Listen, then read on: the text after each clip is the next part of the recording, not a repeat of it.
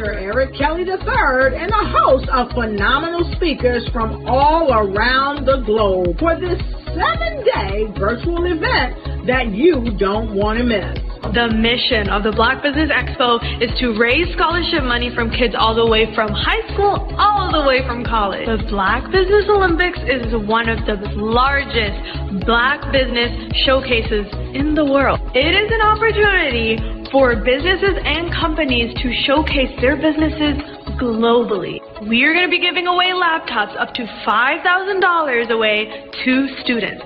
Again, I'm Olivia Appleberry, the founder of 2 Cents Finance and one of the speakers for the expo. I am so excited to see you there. For more info, go to www.blackbusinessexpousa.com or call 919-308-9090 and hope to see you there.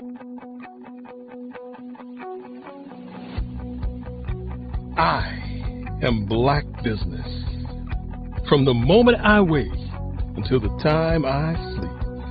Yes, I am Black Business. I am Black Business. Tell me, are you Black Business? I am Black Business. Do you support Black businesses? Listen, I support Black business because I am Black Business. Black Business Expo, one of the largest business showcases in the history of Black business in the world. The world! Sign up today at www.blackbusinessexpousa.com or call 919-308-9090. I am Black Business. I am Black Business. From the moment I wake until the time I sleep, I am Black Business. I am Black Business. Are you Black Business? I am Black Business. Do you support Black businesses? I support Black business because I am Black Business. Black Business Expo, one of the largest business showcases in the history of Black America in North Carolina. Join Dr. Eric Kelly III and a host of phenomenal speakers from all around the globe for this 7-day virtual event that you don't want to miss. The mission of the Black Business Expo is to raise scholarship money from kids all the way from high school all the way from college. The Black Business Olympics is one of the largest Black business showcases in the world. It is an opportunity for businesses and companies to showcase their businesses globally. We are going to be giving away laptops up to $5,000 away to students. Again, I'm Olivia Appleberry, the founder of 2 Cents Finance and one of the speakers for the expo. I am so excited to see you there. For more info, go to www.blackbusinessexpousa.com or call 919-308-9090 and hope to see you there. I am Black Business. From the moment I wake until the time I sleep. Yes, I am Black Business. I am Black Business. Tell me, are you Black Business? Black Business Expo, one of the largest business showcases in the history of Black business in the world.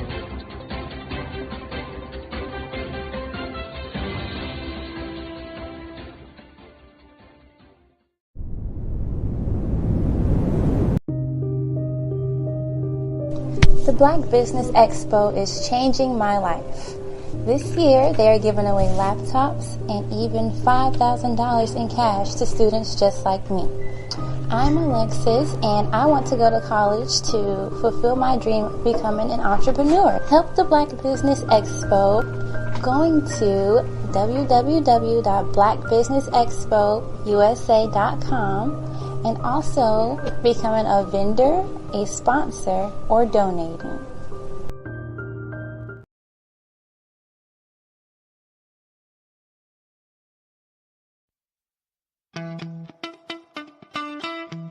How many times have you been asked to help someone you didn't even know, a student, a business entrepreneur? Or did you ever even ask, where did they end up? That business, that friend, that entrepreneur. Well, just maybe they ended up in a gang, bankrupt, homeless, or worse, dead. Maybe they turned to crime, drugs, and alcohol. Did you ever wonder? Did you destroy their dream, or was your life always so easy? At the Black Business Olympics, we started a movement to help students complete. Give them hope and foster success. Help them to leave their dreams of providing laptops, computers, and up to $5,000 in scholarship funds. Today, we ask you to help a student, a business owner, or an entrepreneur to realize their dream by sponsoring them, supporting them, and buying from them. Consider this. With $1.6 trillion in our Black community, we only ask for a small donation for our students, our businesses, and our entrepreneurs. And you can change a life today. So I ask you, what are you going to do? Sit on the sideline and watch our students in high school be leaders, miss out on their dream from lack of resources? Or are you going to donate to the movement and change their future and yours as well? Give us a call today at 919-308-9090. Change their life by investing with action to the Black Business Olympic Fund. The Black Business Olympics, one of the largest business showcases of Black business in the history of the world.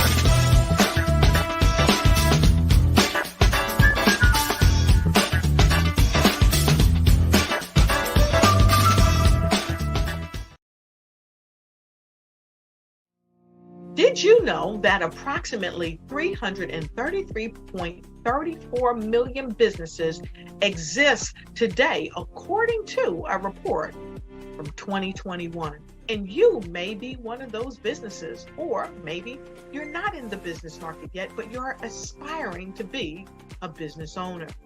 Well, guess what? You're in the right place at the right time. Because let's face it, everything is about timing and opportunity.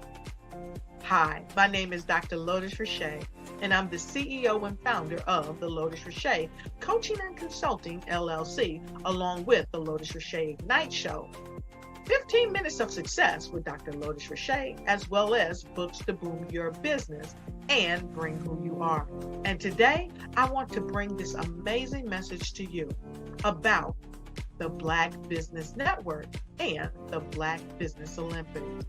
See, the Black Business Network and the Black Business Olympics is designed to help people just like you, that's right, that look like me, to take their business to the next level. Not just in your front yard or your backyard, but globally. The Black Business Network and Black Business Olympics is designed not to just help you survive, but to help you thrive. So join us today as we come together with businesses all around the world to support our students, our children, our young teens, our young entrepreneurs. What we do is we come together to help raise funds for students who are aspiring to be business entrepreneurs, who are aspiring and who are thriving in college. We endow them with a wonderful opportunity to gain scholarship of either a laptop or several thousands of dollars. And we invite you to help be a contributor to this amazing opportunity to help someone that looks just like you. So join us today at our website and let us connect with you and help you ignite and take flight in every area of your life on the Black Business Network and the Black Business Olympics. I'll see you on the other side.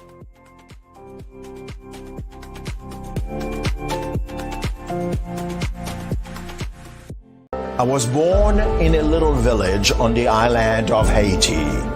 Many deadly diseases pounded me. It is as if they were on a mission to end my existence on this earth. I refused to give up. In 1983, I left Haiti and came to the United States of America. And I came with $5, 2 shirts. I didn't speak any English. I came to Atlanta. I got a job. I was a doorman. I was a doorman with a dream. What I used to come on stage. I'd rehearse this moment that I'm standing in front of you. That's the power of a dream. Maybe today is the day you begin acting as if you already have it. And then step out with full force. Take a risk. No condition is permanent. Don't let your situation distract you. You are chosen. You are called. You are born for a purpose in this life.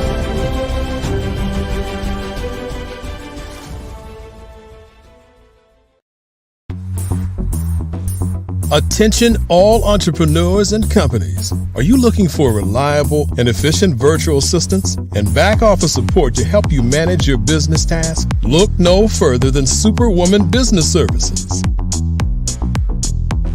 Our team of virtual assistants provides a full range of administrative support services, including operations management, social media marketing, and much more. We also offer website design services to help you create a professional online presence that reflects your unique brand. In addition to administrative support and website design, we offer business development and structuring services to help you grow your business and achieve your goals.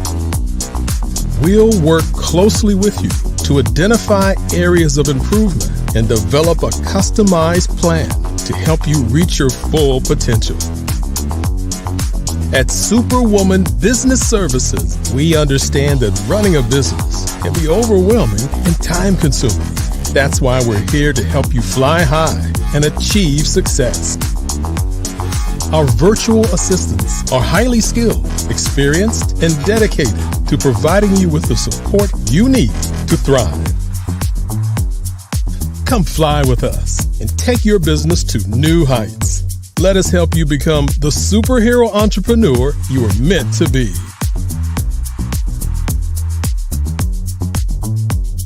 Contact Superwoman Business Services today to learn more about our back office support services. Come fly with us and take your business to new heights.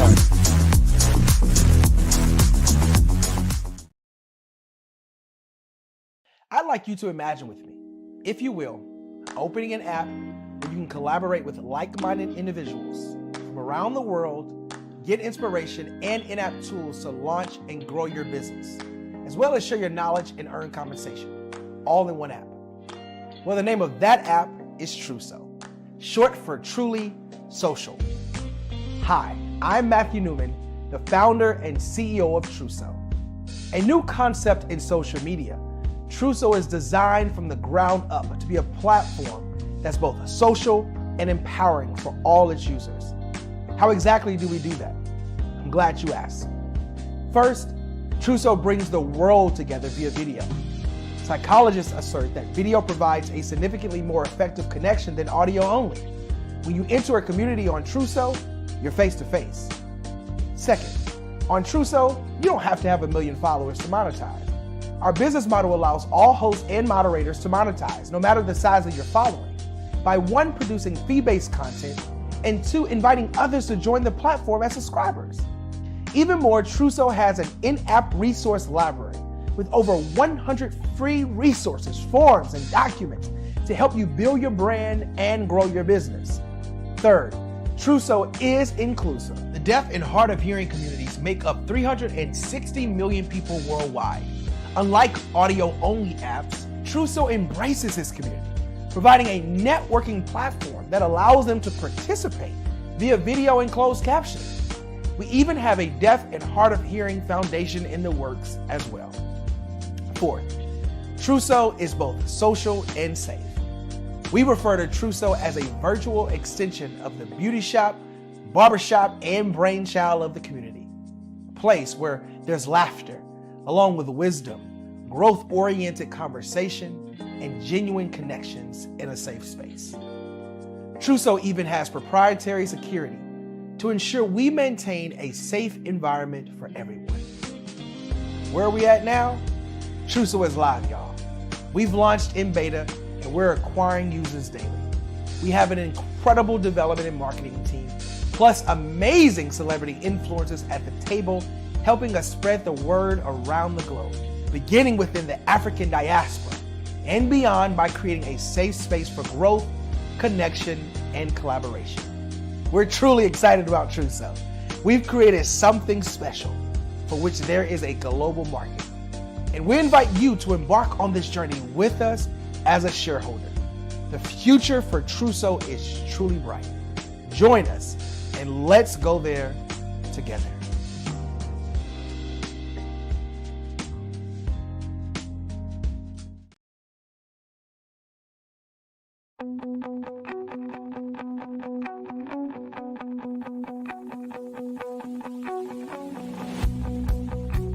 I am Black Business. From the moment I wake until the time I sleep. Yes, I am Black Business. I am Black Business. Tell me, are you Black Business? I am Black Business. Do you support Black businesses? Listen, I support Black business because I am Black Business. Black Business Expo, one of the largest business showcases in the history of Black business in the world. The world! Sign up today at www.blackbusinessexpousa.com or call 919-308-9090. I am Black Business.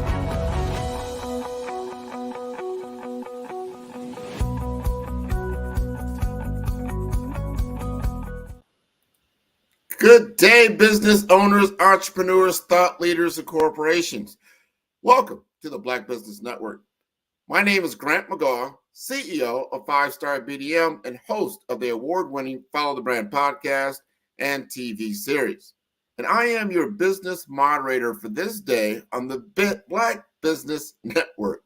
The Black Business Network is a 24-hour business network showcasing Black businesses, business owners, entrepreneurs, and thought leaders worldwide.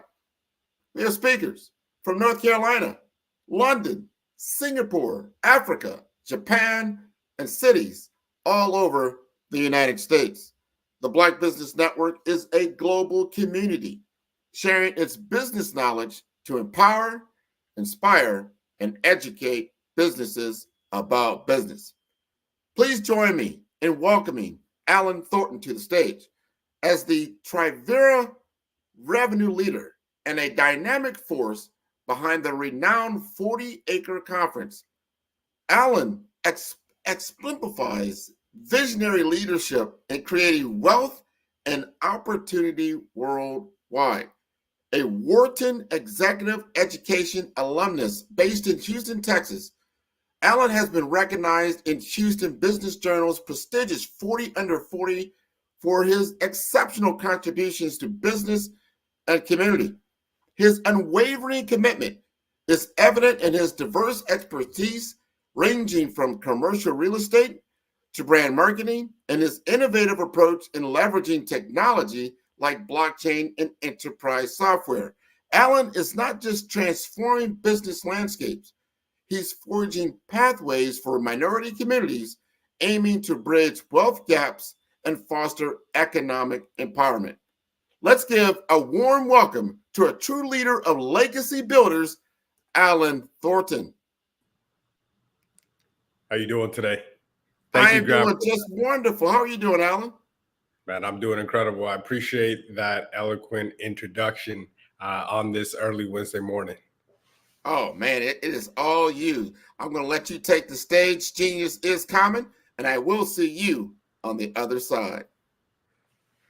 How's everybody doing today? I'm glad we had an opportunity to spend some time together this morning. So what I want to go over is legacy, right? This is Financial Literacy Month, and a lot of times we are taught different things and different principles. So what I want to do is go over some principles that I've learned, because a lot of times we don't need to be taught, we just need to be reminded. And this last March, a couple weeks ago, I had the honor and pleasure of taking a drive with my 9-year-old daughter all the way from Houston, Texas. We took a road trip to Hollywood, California. So I want to go over 3 things that trip taught me, because there's nothing like a teacher being a teacher, because then they get re-taught. So I want to go over that and really tie things into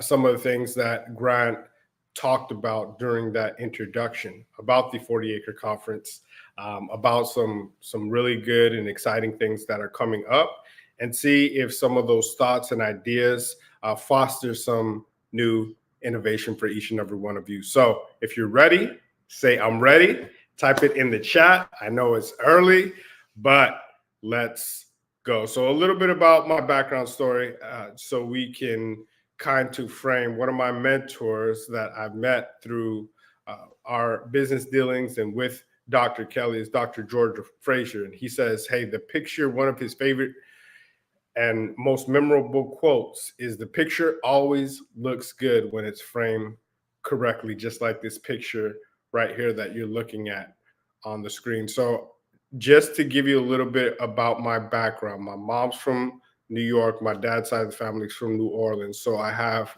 the best of both hustles. And when you look at that background and you hear my voice, you're like, where is he from? That's where that mix and kind of sounds like an island accent, or you don't have to ask me if I'm from the Caribbean, right? We're all from Africa, and we made a few stops in between. So that's where the accent comes from. So I am Black and Creole, so we can get that off of the table. Even more than that, and more into my background, when I grew up in West Texas. My mom and dad came in, and once I came along, they settled in El Paso and Fort Bliss. Many of you know that town. It's one of the second biggest Army base in the world, where a lot of people go to get deployed. So a lot of my family was military, and a lot of those values, even though I was never in the service, were instilled in me, whether I knew it consciously, but unconsciously. As I started to do some of the things that I do, I realized it came from my upbringing. I went to school in New Mexico State for a year, went to play ball there, and like a lot of times it did not work out the way that I wanted to, but that wasn't the end of the story. I went to and graduated from Texas at San Antonio, moved around a little bit, had an opportunity to live in the best city in the summer in the world, Chicago, but I quickly found out that in the winter was not where I wanted to be. So I moved back. I moved to Texas, settled in Houston, where I've been the last 14 years. Have a beautiful 9-year-old daughter, and have had some excellent dealings in Houston. It's the most diverse city in the U.S., which is excellent. And I love all of the different foods and the cultures there. But let's segue to talk about this road trip. A few of the things that I learned is, hey, you want to make more money than you spend, right? Sounds like an easy principle to learn. But I remember as we were going down this road trip, and every single stop that we did, it was actually a 46-hour road trip. Took 13 hours and drove and stopped to see my family in Fort Bliss. And I remember every single gas station we would stop at.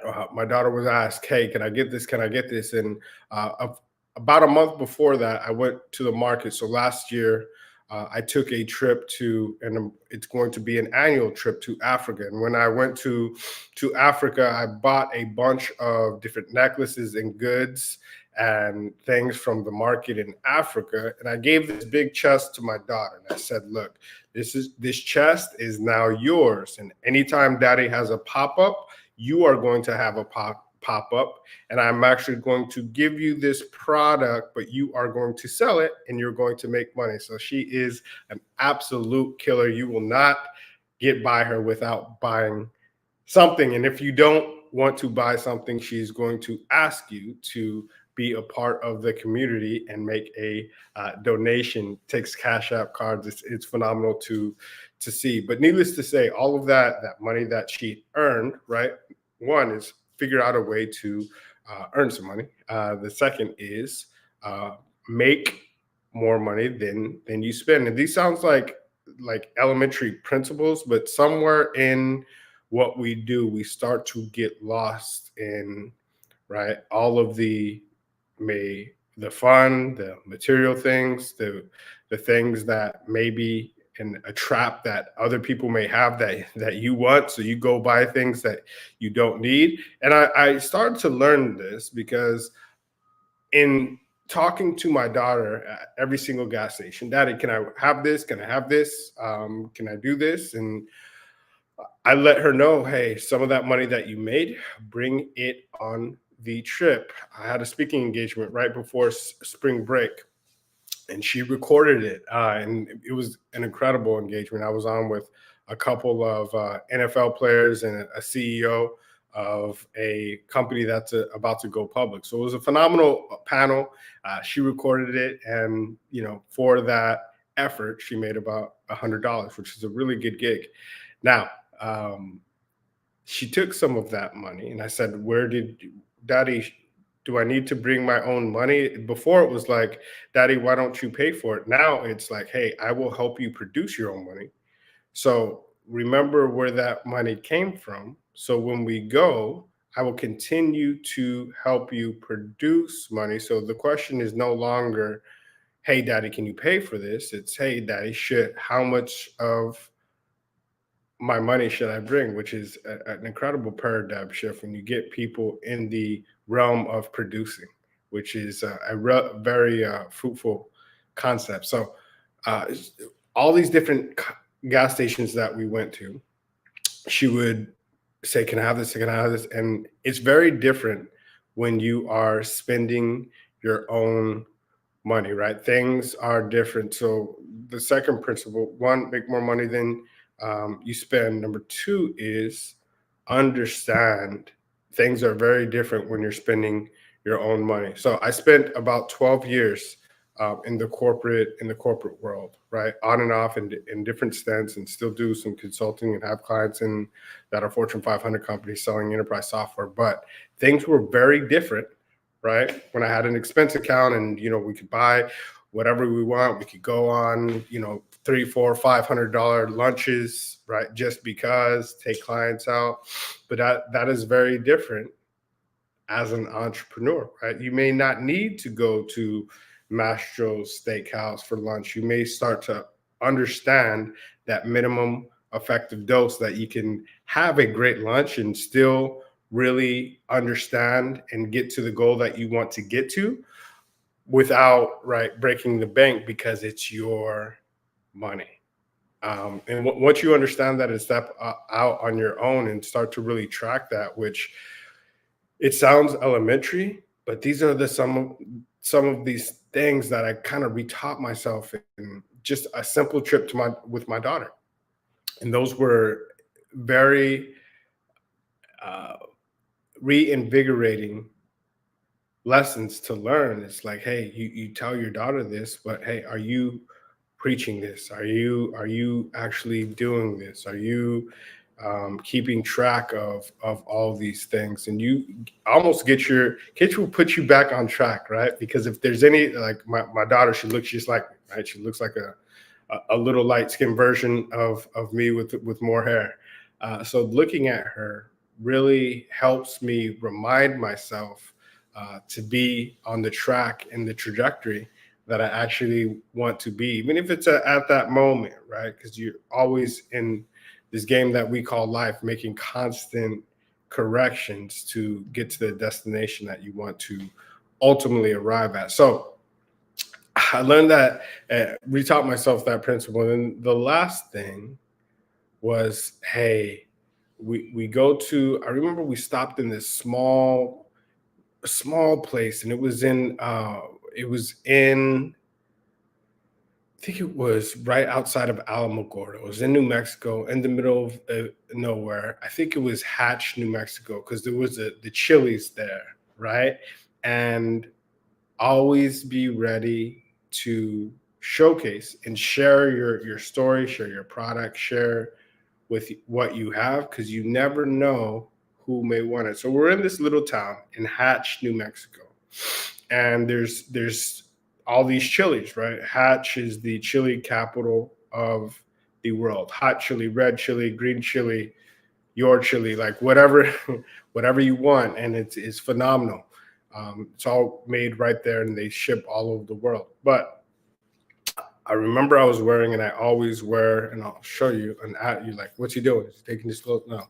So I always have my Africa pendants, right? And she has a bunch as well, and they're straight from the motherland. But I was wearing one, she was wearing one, and one of the guys commented, oh man, that's a nice chain. And before I could even say anything else, she said, would you like one? Right? She didn't lead with, I always tell her, lead with the value, lead with what they want, not with what the price is. And she said, do you want one? He said, absolutely. She said, funny enough, I may have, and I also, this was to a T, and I was just watching this like, whoa, right? Because she said, you know what? I may have one more. We're on a trip to Houston. And I'm sitting here like looking at a version of myself, right? Because you talk about urgency, you talk about scarcity, you talk about getting people what they want because it's valuable and not because of the price. And I'm just sitting back, and she said, I may have one more. Is this were you serious? Do you really like? He's like, yeah. No, I want one. And then she did something, and I was like, she's 9 years old, right? And she's seen me in different places do these things. Didn't even ask the price. So she ringed up. She was going to get this candy and everything else. And before we rung up, he told us what the price was. I don't know, it was maybe $50 or something like that. And she said, okay, well, here's what we can do. Only give me 10 and this product. So what did she really create?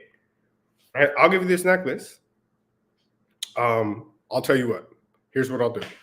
Just give me $10 and we'll call it even. Now, on the surface, he had probably never seen something like that. He's in a small city, Hatch, New Mexico. And the value that created, I was like, right? $60 was what that sale was worth, right? Because the product and the chilies and everything was probably $50. She said, just give me 10.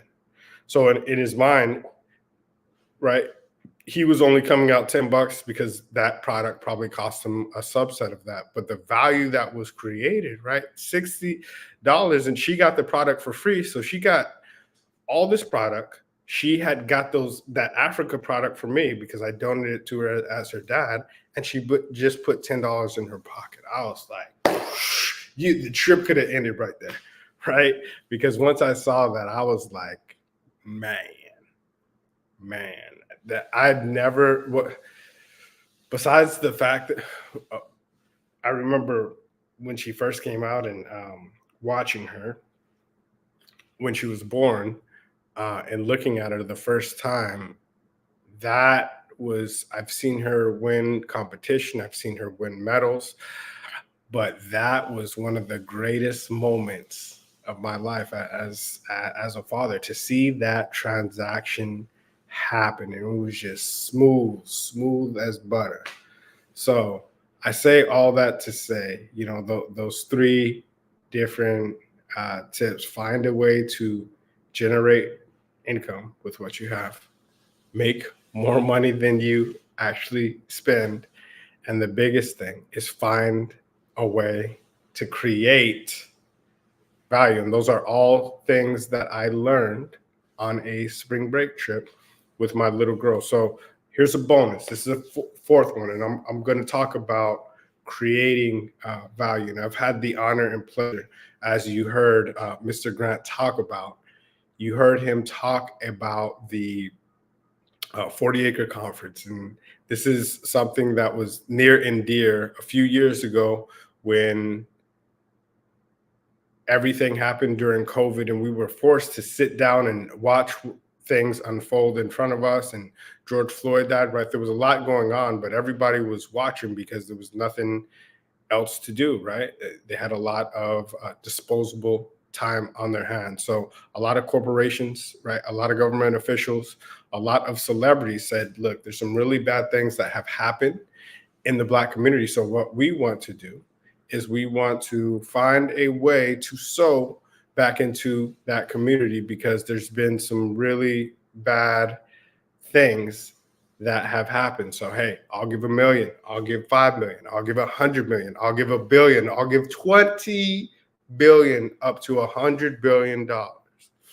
And when we were sitting back and watching all of this unfold, I could not help but think, unfortunately, these great aspirations are never going to come to fruition, right?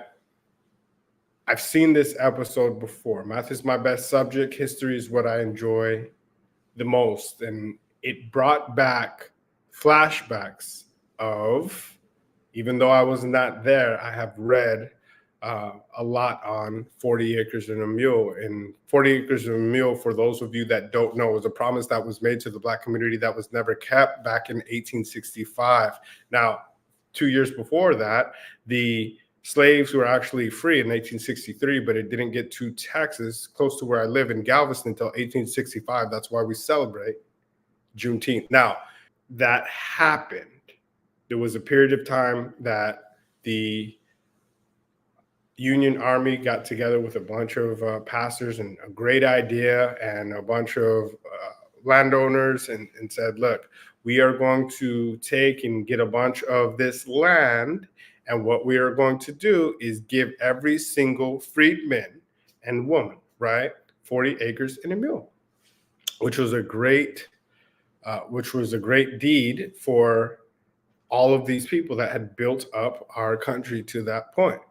And some of the same language was happening at that time. Hey, I'll give $1 million. I'll give 20 million. I'll give it, right? Same back then it was land. I'll give an acre. I'll give all of this land. And ultimately, when the new president came in, when Andrew Johnson came in, pretty much reversed that. And hearing some of the same language within a few years, right? Oh, well, have you given the land out? Well, you know, it's a 1-year commitment. Well, it's a 3-year commitment. What? It's a 10-year commitment. And it ultimately got swept under the rug, never to be seen again. And it's one of those things that gets swept under the rug, but actually was something that was promised. And I said, you know, this is going to happen again. If people aren't held accountable and showcased for actually making these promises and being able to showcase and track these things. And what I saw is, look, I'm just a guy, right? And nobody else is stepping up to make this happen. So I don't know how we're going to do it, but we're going to put together some government officials, some celebrities, some influencers, some people of influence, and call it the 40-acre conference. Bring them all in one place and showcase all the great things that they are doing for 2, maybe 3 reasons, right? One is to help that next generation be what they see so they can create legacy, and we can have these things recreated, the good thoughts, behaviors, the things that create and produce great things in our nation. We want to pour gasoline on that, because a lot of times, like where I grew up, there was not a lot of opportunity, and you can go left or right real quick. And if where there is no vision, right? People ultimately perish. That's why we have the largest school to prison pipeline in our community. Most of the people that are in jail are African American, right? Because of their environment. But if they're shown something at a young age that they can rise above their current circumstance, we can really decrease that gap very quickly, expeditiously. So one of the things I want to do is be able to connect with people, because I didn't have a following. I still don't have a huge following, but I know how to connect with people. And at first it sounded crazy. People said, and all of this is the bonus of creating value. I'm going to cut off here in a minute, but just showing you how value can be created out of an idea, and people will sow into that idea. We had a bunch of different people. And I remember going to the Centennial of Black Wall Street about 3 years ago in 2021, around the same time. And during that time, I met 4 guys. I met Big Mike coming in. I met Rashad Troy and a gentleman named Hill Harper. And they were in a small place in Tulsa, Oklahoma, talking about financial literacy, just like we are right now, on the Centennial of Black Wall Street. So this was May 30th to June 2nd, 2021. And during that time, these gentlemen were talking about creating a conference called InvestFest, right? And this was before InvestFest, before their found. Most of you know those gentlemen as Earn Your Leisure. Now, as they came through, now they have the largest conference in the world. Over 25,000 people flood into Atlanta every single year. And I saw that happen. 90 days later, they started their conference, right? And they executed. 90 days later, we started our conference. 6 months after that, we started the Juneteenth Hall of Fame. And we give out awards to top entrepreneurs. We're very excited because we have one of the most iconic awards. We launched it in Miami at Art Basel last year.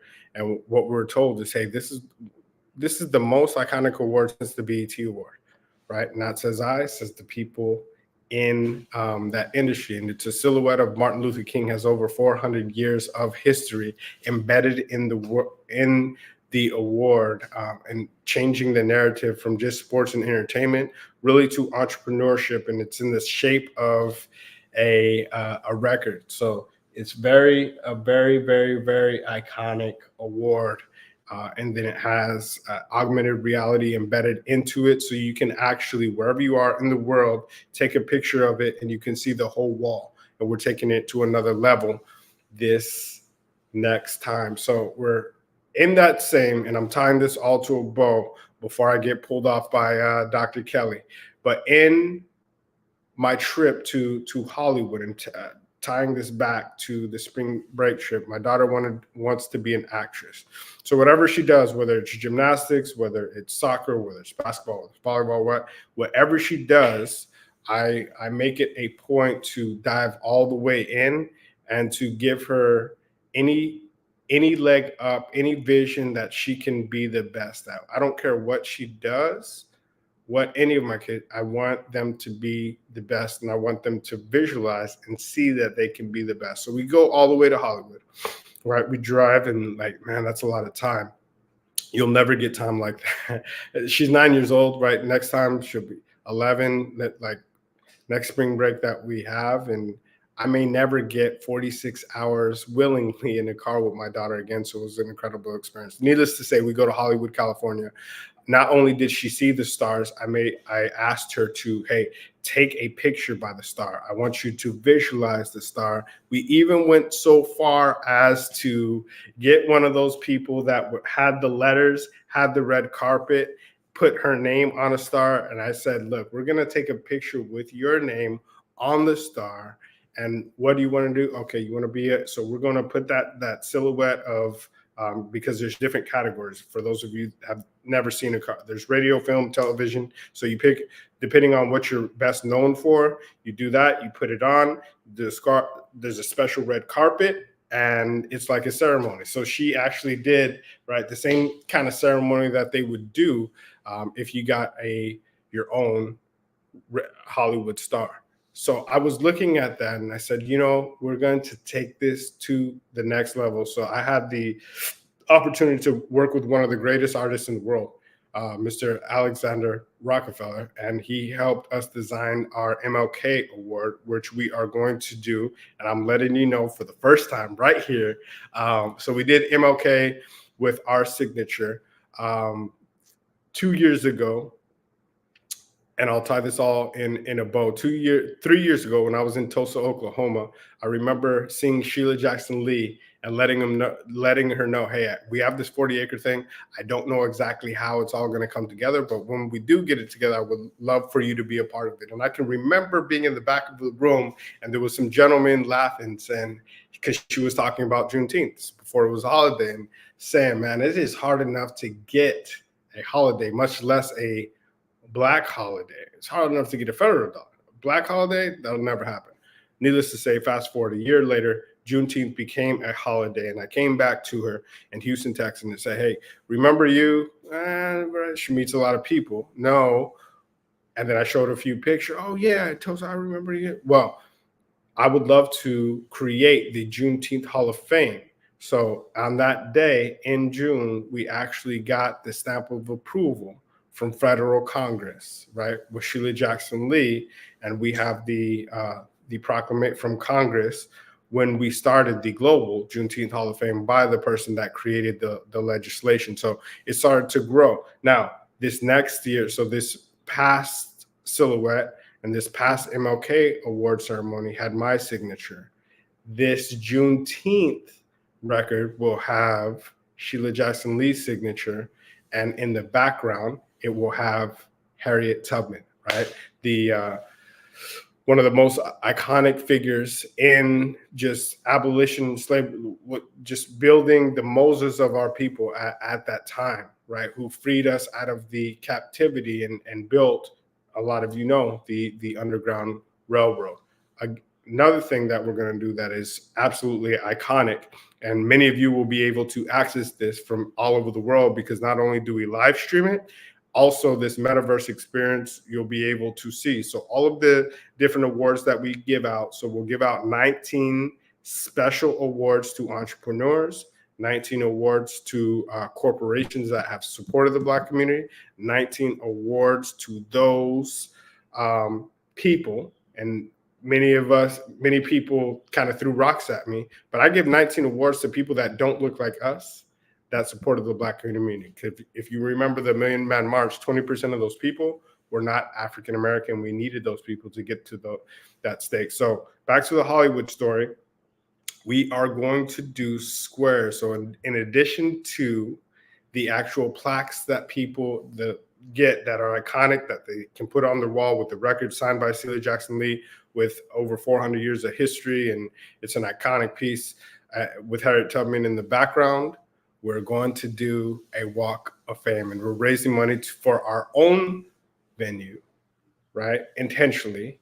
And at this venue, even before the venue is built in the metaverse, we are putting down the Juneteenth Hall of Fame. So similar to Hollywood, in that same room, in this metaverse room, you'll be able to see not only the star, whether it's real estate, whether you're in tech, whether you're a serial entrepreneur, whether you've been in media and marketing, you will have, just like entertainment, film, radio, they do in Hollywood, this is the Juneteenth Hall of Fame. Those entrepreneurs will have those iconic symbols that will sit there forever. And the incredible thing is there's we're going to have our venue, which we're ultimately going to have the larger 40-acre conference at.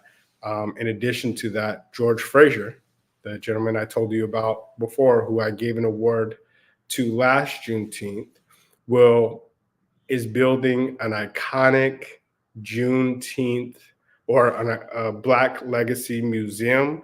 And we are actually going to be the first museum, the Juneteenth Hall of Fame, in that museum in Atlanta, Georgia. So a few things happening, tie that all together. I know I've enjoyed our time together. I've told you a little bit about my spring break trip with my daughter during Financial Literacy Month talked about finding something that you can sell to generate money, making more money than you spend, finding a way to create value, and then the biggest thing, creating the bonus, creating value for our people. So, Grant, I thank you for having me today. This has been a Oh, phenomenal. no. You don't get off that easy. No. Oh. We got a few minutes here. He said, no, yo, you ain't going nowhere. Not at this point. First of all, thank you for sharing today and your journey and with your daughter and everything you're talking about. So important. Understanding this whole thing around 40 acres. Some of our audience do not understand or don't know what that means. 40 acres, 40 acres and a mule that was done. This is back in the Civil War time. Can you give us a little context around some history so they understand exactly what that's about and how you're tying that back into your history? Absolutely. So all of that is our history. So Black history goes back, and those that what we're seeing right now is those that don't understand history are doomed to repeat it. And history, unfortunately, tends to repeat itself. So back in 1865, slavery was abolished. It was actually abolished 2 years before that, but it didn't get to Texas until 2 years later on June 19th, 1865. And that's why we celebrate Juneteenth, right? The last place was right here in the Houston area, down in Galveston. And after that, shortly after that, they said, look, just like you hear right now in the pandemic, hey, so bad things happen to the Black community. So we want to make it right. So we want to give 40 acres and a mule. It sounded just like you hear right now. Hey, we want to give $1 million, $100 million, $1 billion. And those parallels still happen. A year later, they said, hey, where's the land? Well, we're going to roll it out over the next 2 years. You look back to 2020, 2021, 22. Well, we're going to roll it out the next few years, 3 years, 4 years, 5 years. Where's the land? Well, some of those programs we're revamping and we got to pull some things back. What you're hearing now.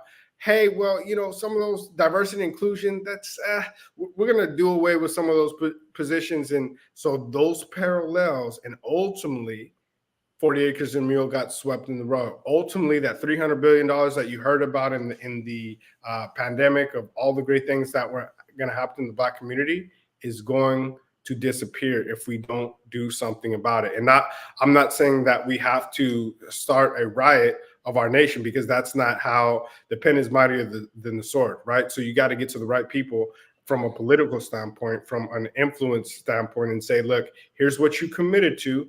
Just let's talk about this and let's figure out a plan to roll that forward. And the biggest way to do that is through awards. People like to hear their name called. So we get all these corporations in a room and give them an award and say, hey, thank you for all of the great things that you've done to the Black community. And what happens is that next big corporation says, man, we committed to, let's roll out some of those things that we were going to do. Not to shame them. Let's really recognize those that are doing things, and we'll see some progress on those overall things. A lot of it's going to disappear, though, unfortunately, but we're going to get what we can. It's so important to keep telling the story. People sometimes they listen to these things. Oh, they want a handout. This is a handout. This is not a handout. This is payment for activity and intentional behavior by a group of individuals against another group of individuals that was never compensated. And if you look at other groups, like the Japanese during World War II and some other groups, they were compensated for what the government did and said, hey, you know what? We were wrong. Here's some money for what we did. Try to make this right. This was never done for the Black community for hundreds of years. And the narrative has always been like, this is a handout. No, it's not. No way in shape or form is any kind of handout. This was institutionalized racism that limited Black families from being able to be their best selves in this society, in this community. And then because it was limited, self-limited, by law. This is not someone's opinion. No one's just running around here calling you names. This was the law, and this created the impoverished situation that we're in, and we're just looking for our just due because we're trying to overcome these kinds of institutions that happened in the past and now in the present, and we're trying to get our just due. Would you agree with that? 100%. Yeah, 100%. A lot of people think now I am more of the opinion of I'm going to get the perimeter, get what we can have, and it's icing on the cake if that legislation gets passed and we get because I'm not waiting for it, because there was a lot of people waiting around for their 40 acres and it didn't happen. What I'm going to do is find those people that really want to and not worry about those people that don't, and then everything else is icing on the top. I agree with that. Thank you for all that you're doing, Alan. Give us how to contact you so we can get more information about your organization. Absolutely. So you can reach us online at 40acreconference.org, 40acre Conference on all social media platforms, and that is 40ACRE Conference, CONFERNCE.org is the website, at 40acre Conference on Instagram, on all social media, our YouTube channel as well, where we are going to start and see this. And I would love to see each and every one of you there. Those of you, and Dr. Kelly will have a special live stream ticket that want to watch it. You'll get in there, it's a $1,000 ticket, but you'll get a special $19 ticket live stream if you want to watch from afar. So wonderful, wonderful, Alan. Thank you for being on the Black Business Network. Genius is coming, and I will see you on the other side. Thank you. Wonderful conversation. The Black Business Expo's mission is to raise funds for high school seniors going to college or K through 12 entrepreneurs. This expo is a fundraiser for students. You may go to blackbusinessexpousa.com to donate to the scholarship fund, or use the Cash App that is on the screen below. That's $BBXUSA. Our goal is to give laptops and up to $5,000 to 10 students. Students, you can register online at blackbusinessexpousa.com. Every dollar counts. So we want you to remind you to donate to the scholarship fund. And we want to thank our Black Business Expo USA sponsors for April 2024. NC100, Moody Capital Partners, Suede Soul, 5-Star BDM, Lotus for Shade Coaching and Training, Carolina, Virginia's Minority Supplier Development Council, Step Management, Hello LLC, BHS and Associates, Margie McLean Foundation Incorporated, Genius is Coming, Earth Essentials, Milani Shani Global, Creative Force Studios, Executive Women's Success Institute, the Quality Coaching Company, Superwoman Business Services, Lee Entertainment, Artistic App Design, Black Business Expo USA. Genius is coming, and I will see you on the other side. The Black Business Expo's mission is to raise funds for high school seniors going to college or K through 12 entrepreneurs. This expo is a fundraiser for students. Please, you may go to www.blackbusinessexpousa.com to donate to the scholarship fund, or use the Cash App at $BBXUSA. Our goal is to give laptops and up to $5,000 to 10 students. Students can register online at www.blackbusinessexpousa.com. Every dollar counts. Please donate to the Black Business Expo USA Scholarship Fund.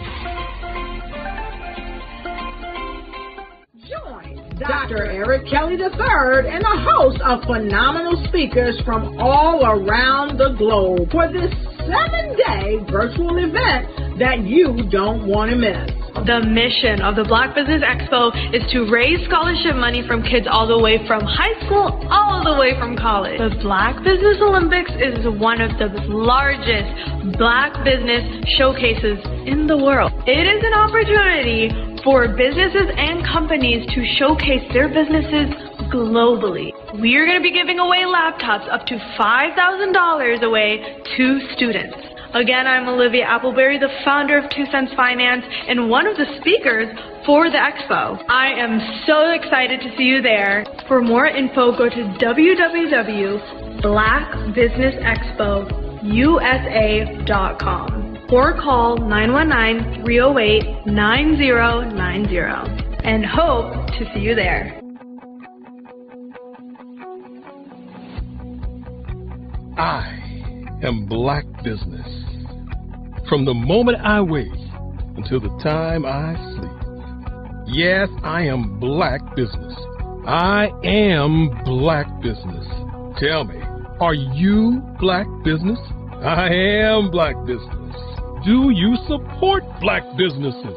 Listen, I support Black business because I am Black Business. Black Business Expo, one of the largest business showcases in the history of Black business in the world. The world! Sign up today at www.blackbusinessexpousa.com or call 919-308-9090. I am Black Business. I am Black Business. From the moment I wake until the time I sleep, I am Black Business. I am Black Business. Are you Black Business? I am Black Business.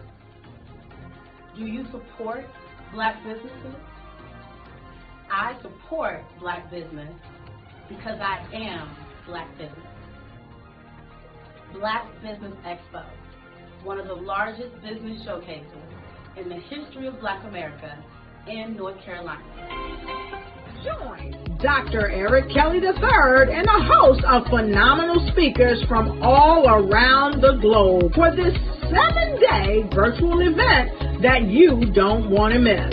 The mission of the Black Business Expo is to raise scholarship money from kids all the way from high school, all the way from college. The Black Business Olympics is one of the largest Black business showcases in the world. It is an opportunity for businesses and companies to showcase their businesses globally. We are going to be giving away laptops up to $5,000 away to students.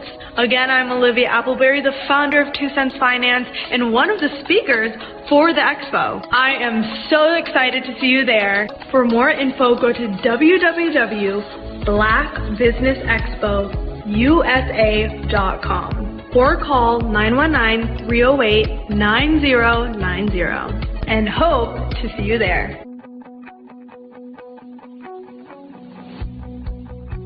I am Black Business. From the moment I wake until the time I sleep.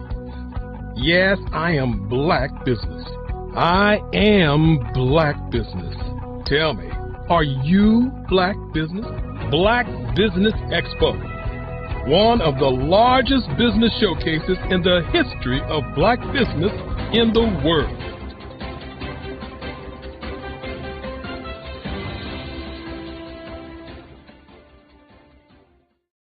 Follow the Brand TV broadcast host, Grant McGaw, as he visits with top executives and entrepreneurs to find out their secrets of success with their personal brand. Follow the Brand TV broadcast host as he focuses on brand development to build better relationships, bring value to your business, relationships, and career. You will enjoy listening to each episode that is tailored to speak to you directly. If you're looking for this type of clarity in terms of building your brand, you have tuned into the right station.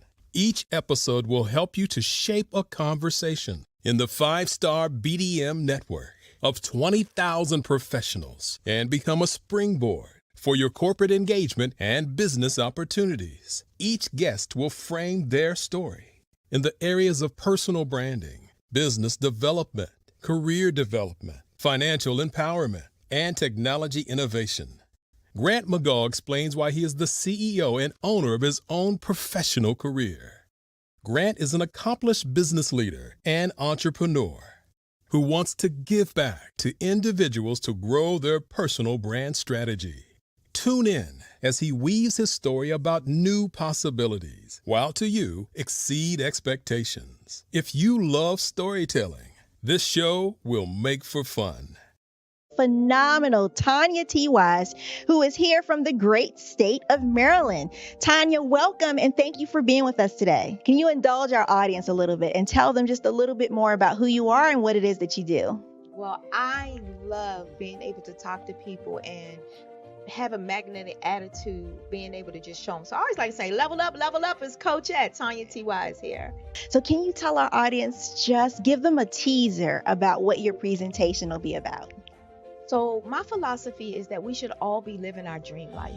So tomorrow I'm going to talk about how you start living your dream life. What are some of the things that you thought about in your childhood that you just kind of let go and dormant? Wow. And I want to reignite that and just give you some pointers and some tips, some tools, some strategies to be able to start living your best life now. And guess what, Rhonda? And leave an inheritance for your legacy. Oh my goodness. Okay, I know that's resonating with a lot of people. I've heard that you have a dynamic coaching program. Can you tell us a little bit more about that? Absolutely.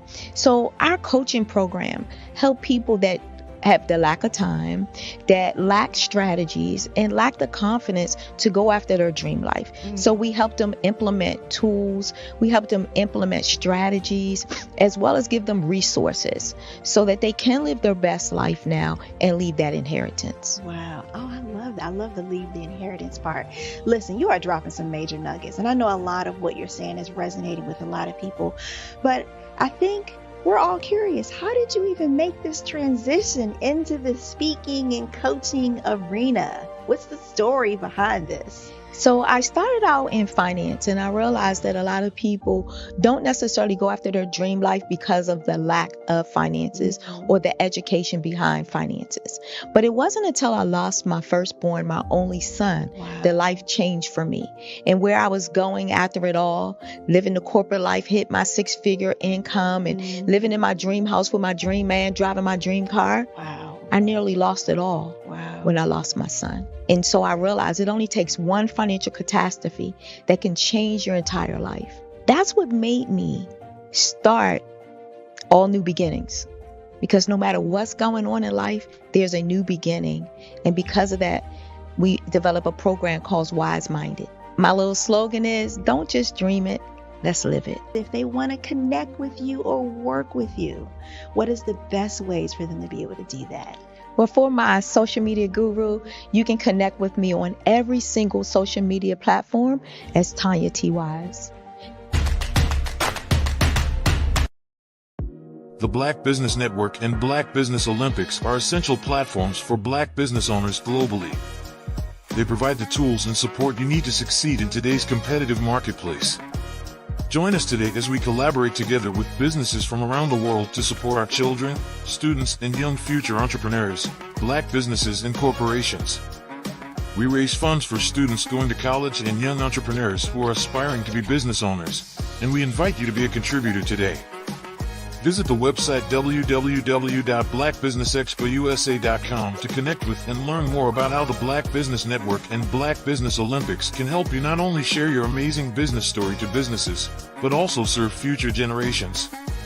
Hello, my name is David Jones, CEO and co-founder of the Hello LLC, where we help businesses build a culture, brand and experience, and leverage technology to pivot into Web3.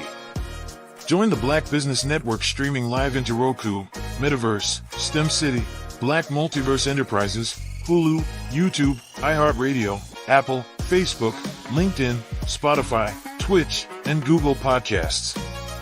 Tune in, turn on, and let's thrive.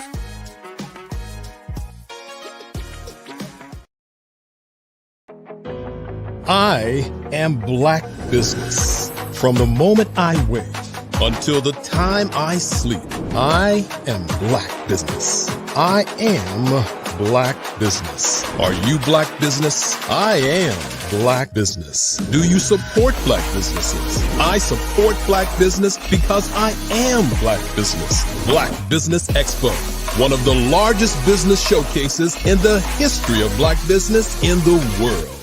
Sign up today at www.blackbusinessexpousa.com or call 919-308-9090. I am Black Business. 5-Star BDM, Brand Development Masters, is a professional consulting and advisory group keenly focused on business development services for the small to mid-sized business and entrepreneurs. Although every business is unique, they often share business development challenges that can be addressed through smart branding. Services include process improvement and operations, digital strategy and transformation, business intelligence, digital marketing, and personal branding. Our business and personal branding company has helped a number of professionals and organizations to optimize and grow. This results in more business, more opportunities, better reach, positive outcomes. Visit www.5starbdm.com today to learn more. I am a child of the Most High God. He has gifted me in ways that I could not even imagine and didn't know.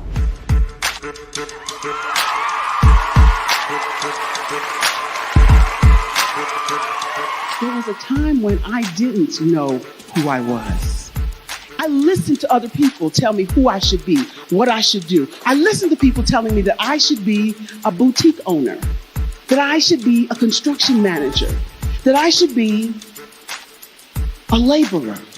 Have you ever felt like you should do something else, be something else, go somewhere else, be wherever you wanted to be, and you felt like you were in a box? Anybody in the room? And you couldn't get out. Anybody in the room? And you kept trying to go and go and you couldn't get out. Anybody in the room? But let me tell you, you need to rock the box. Rock the box.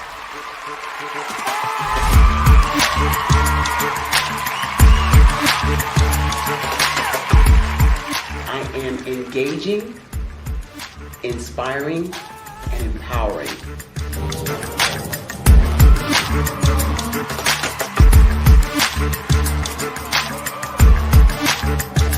I would give you everything I know. Just by touching you, if I could, by osmosis, give you every single thing I've learned, I've gone through, I know I would.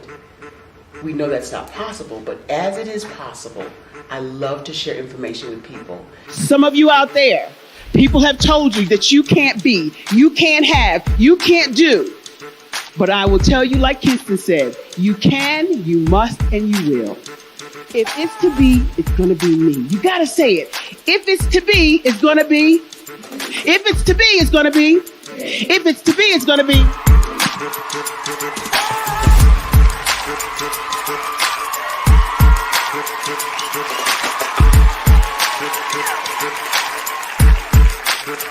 Barbara is because she believed what her mama said about her and not what other people told her. Every day you wake up, when you're in a situation, it's your choice whether it's an advantage or the disadvantage. She gained her confidence and her life, and now she is a testimony. If I can help you elevate yourself, then I feel like I'm elevating my own self as well. What you know and I know together can change the world.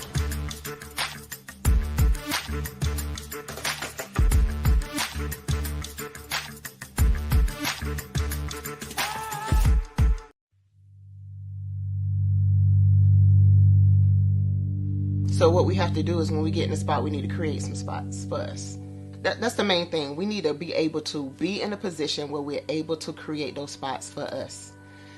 For me, being an entrepreneur, I'm not just going to get a business and then leave you sitting high and dry. If you ask me some questions about entrepreneurship, I'm going to give you as much as I received.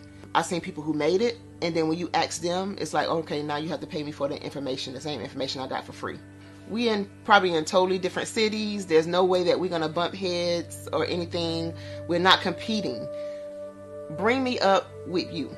And so I just think that whatever education that I have, then I need to be able to give that to my own as well. So create the spots. You can create the spots when you get there.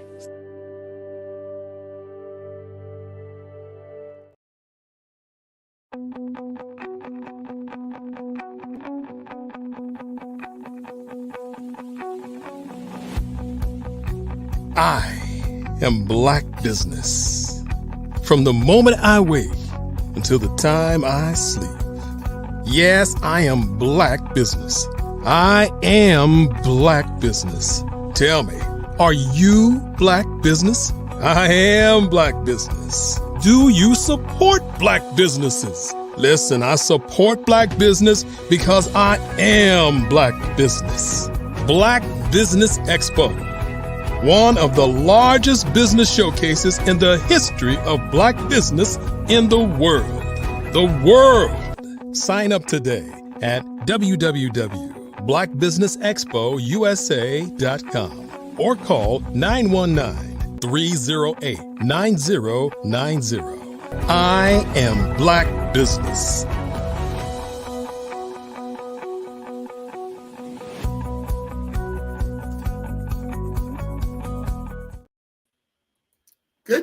Good day, business owners, entrepreneurs, thought leaders, and corporations. Welcome to the Black Business Network. My name is Grant McGaw, CEO of 5-Star BDM and host of the award-winning Follow the Brand podcast and TV series. I'm your business moderator for this day on the Black Business Network. The Black Business Network is a 24-hour business network showcasing Black businesses, business owners, entrepreneurs, and thought leaders worldwide. We have speakers from North Carolina, London, Singapore, Africa, Japan, and cities all over the United States. The Black Business Network is a global community sharing its business knowledge to empower, inspire, and educate businesses about business. I'd like to welcome our next speaker, Dr. Barbara Wright, the visionary founder of Certified Dream Builder, is a distinguished figure in grant writing, fund development, and educational training. With over 20 years of expertise, she has become an instrumental force in securing substantial funding for a variety of entities, amassing over $150 million in grants. Her career spans influential roles such as program manager for the Housing Authority of Kansas City and grant manager for Kansas City Public Schools. Dr. Wright's innovative contributions to the field include the 1 Hour to Grant app and the 1 Hour to Funds Budget Scaling app, along with her acclaimed Canvas grant writing system. These tools reflect her dedication to efficiency and effectiveness in grant writing. Her educational prowess is showcased in over 30 developed courses, and their accompanying curriculums and workbooks covering essential grant-related topics. As a holder of a lifetime Missouri certification in business education, a bachelor's in business administration, a master's in education curriculum and instruction, and a PhD in religious education, Dr. Wright stands as a beacon of knowledge and inspiration. She's not just a grant writer. She is a transformational mindset motivational speaker, inspiring organizations to achieve their highest potential. Join Dr. Wright and Certified Dream Builder Incorporated on a journey to turn visionary ideas into funded realities. Let us welcome Dr. Barbara Wright. to the Black Business Network. Good morning. Good morning. How are you? I'm doing just fine. How are you doing? I am great. Great. Glad to be here. Well, I am glad you are here. Wonderful, wonderful history of work that you've put together. And thank you for sharing your knowledge today on the Black Business Network. Genius is coming, and I will see you on the other side. Thank you so much, Grant. Good morning, everybody. I am so glad to be here with you this morning. Thank him for giving you that little preface. But I tell you what, today it's just about me and you and I, however you want to put it. It's just about us. So I'm going to talk to between us this morning. And I'm going to talk about a new book that I have called The 4 Ds of Discovering Your Life Purpose. And those 4 Ds include discovering, designing, defining, and deploying your purpose and aspirations. That in grant writing is definitely included in that. Building your business is included in that. Building your nonprofit is also included in that. I find on many occasions when I'm talking to businesses and nonprofits that maybe they have missed a part of that purpose. And if you don't build on a solid foundation, it's sometimes difficult for you to move from where you are now to where you need to be. So I put this book together to help us in finding our purpose, finding what it is that we are to do, and then moving from there. So I'm going to give you examples of each one of those 4 Ds and what you should be doing if you're really wanting to find purpose, if you're really wanting to keep that blood pressure low, get rid of the stress. Because a lot of times the reason we're stressed out and the reason that we're not finding success is that we're doing things that we shouldn't be doing. So let's dive right in and see what we can do. Okay, as far as the discovering, we're going to start there because remember, I told you there are 4 different areas that we are going to cover. So the first one is discovering your goals. And let me go back and just give you the 4 of those. Again, discovering your goals for academic, personal, or business success. The second one is designing your plan for success. The third one is defining the steps in your path to success. And then the fourth one is deploying your success, your plan for success. And if we have an opportunity, we'll even go into one of the exercises that you can do alone or you can do with a friend. It's up to you. So we're going to start with our discovering our goals. How do we discover our goals? I got 7 simple steps for you to determine what your goals may need to look like. Number 1 is use personality test tools. People have been around for thousands of years. People have been on this earth for thousands of years. And there is nothing really new under the sun. So a lot of those personality tests can tell you what your skills are. They can tell you what your skill sets are. I like to tell you that you are an asset millionaire. Every one of you that are listening to this, you are an asset millionaire. And what you say, Dr. Wright, what do you mean by that? I mean that you were born with everything that you need to succeed. If you take a look at your hands, you have a fingerprint. And there's a 1 in a million chance that someone else has the same fingerprint in you as you. There's probably not anyone else that has your fingerprint. So it's important for you as an asset millionaire to develop those assets that you have and to learn what they are. So personality tests help you with that. Number 2, look through your phone. Many times the thing that you spend most of your time on is where your goals probably should be. And hopefully they're going to be positive. Because if you're finding yourself spending your time on negative things, then you might need to find something else to spend your time on. Look for opportunities that you value. What is it that you truly value in life? That means you need to know yourself a little bit. Sometimes we're busy in everybody else's business. We can say everything about everybody else. We're reading about what everybody else is doing, but we don't look for the things that we value because that's what's going to keep your blood pressure down and keep your stress level down and help you to be happier. Number 4, look for opportunities that you enjoy. There are 7 parts of each one of these 4 goals that I've given you. So we're talking about the discovery. The 4th one, look for opportunities that you enjoy. The 5th one being listen to those around you that are giving you your good and bad qualities. Now, some people are just negative. No matter what you do, they're going to talk negative about you. And you'll have to have discernment of spirits to know who those people are. But sometimes people are telling you things that you do need to come up in. So be willing to listen to those good and bad qualities that people give you and spit out the bones. Those things that you know are not indicative of you, spit those out. Number 6, remember your childhood. Remember your childhood. Know what's happened in your childhood. What did you love to do? In my childhood, I was teaching. We were teaching the animals. We were burying the animals and having funerals for the animals. I mean, I was compassionate for people back then and animals. And, I was teaching from knee high to a bumblebee.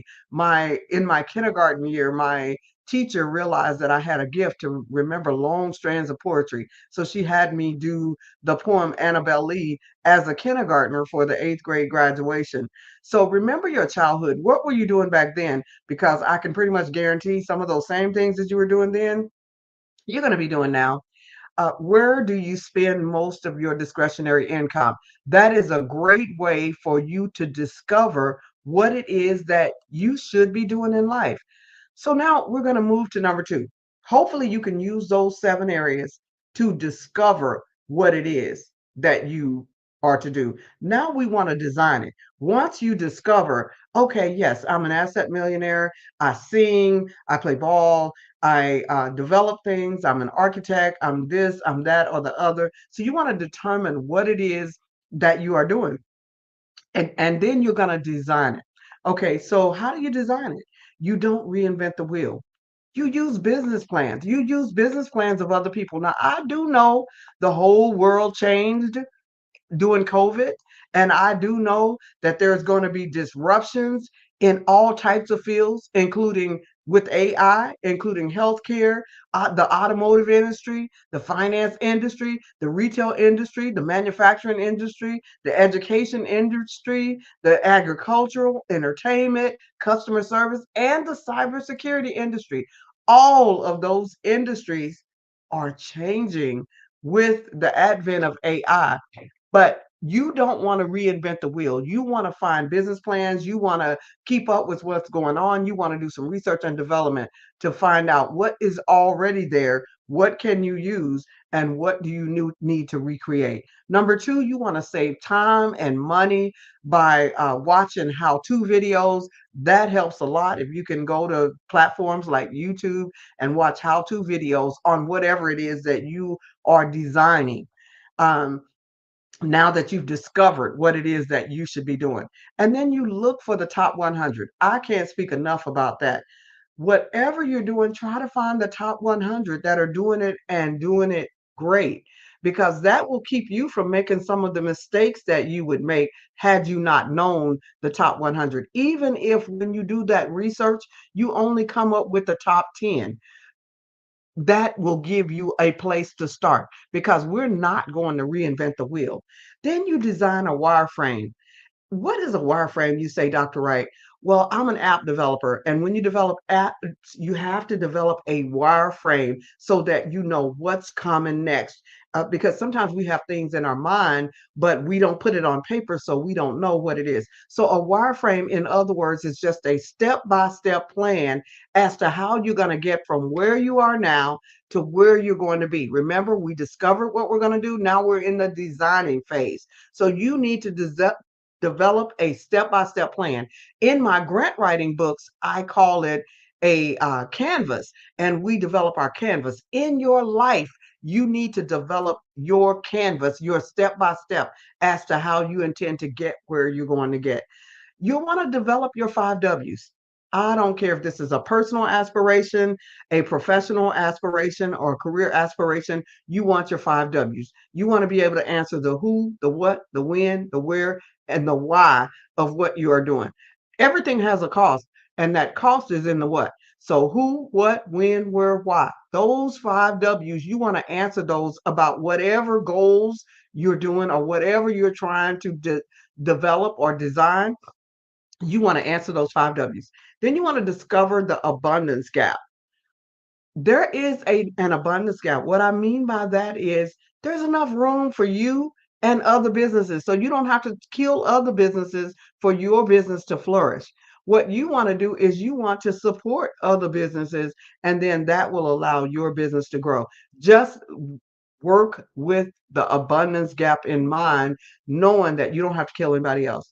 You want to build, you want to find the gap and fill the gap, because there's probably some things going on over here on the left. There's probably some things going on the right. How do you become the answer to their problem? That's another way to say that, filling that abundance gap. How do you become the answer to other people's problems?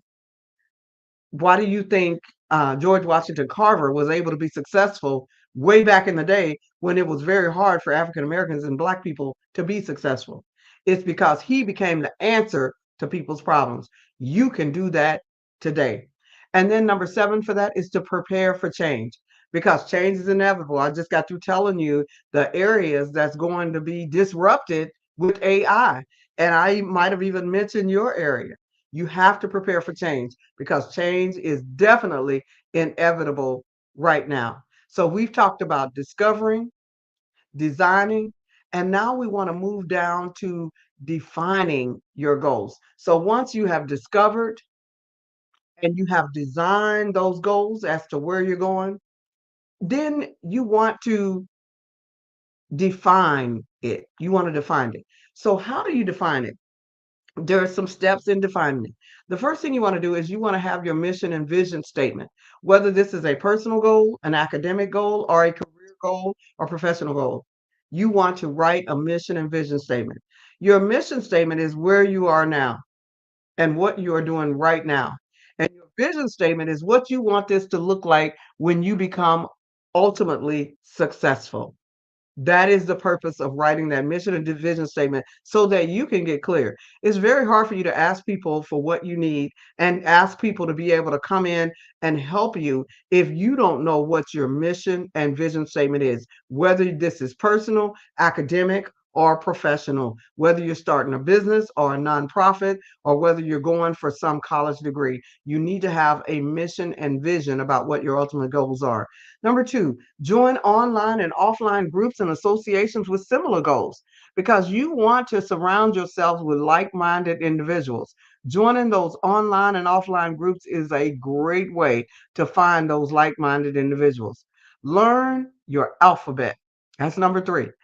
What is the vocabulary associated with whatever you're doing, whether you're doing personal, academic, business and professional, nonprofit? Learn the alphabet, learn your vocabulary of whatever it is you're doing, because if you learn that vocabulary, it will help you to be able to talk with collaboratives and partners. They will enjoy talking to you because you know what you're talking about, or they feel like you know what you're talking about, you know what you're doing. Learn your numbers also.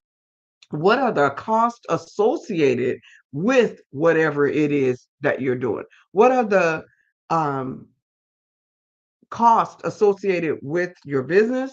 What are the costs associated with your nonprofit? What are those costs associated? There are always costs. If you decide to go back to school, there's a cost for that.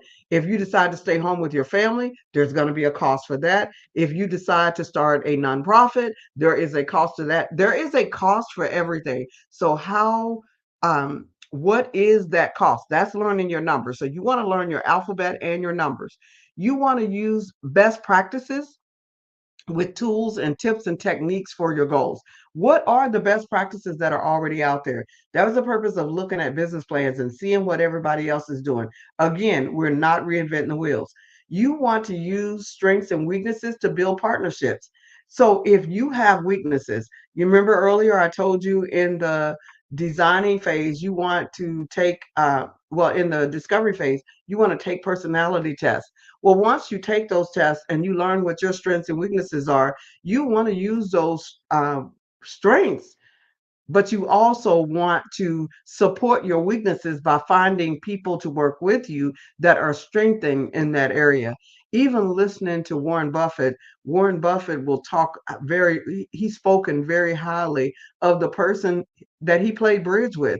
They didn't have a business, they were not nearly in his category, but he learned from them. He said, all of my investments mainly came from my bridge game, talking and listening to them and listening to what they were saying.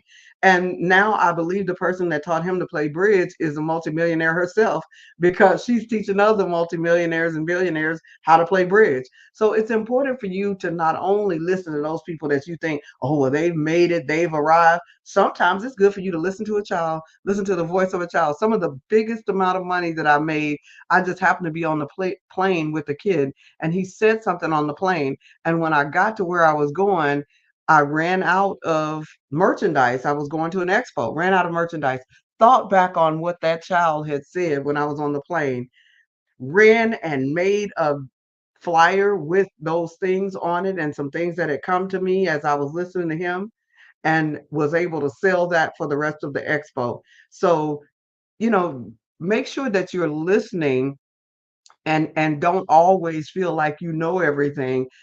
You have strengths, but you also have weaknesses, and sometimes you can build partnerships to make up those weaknesses.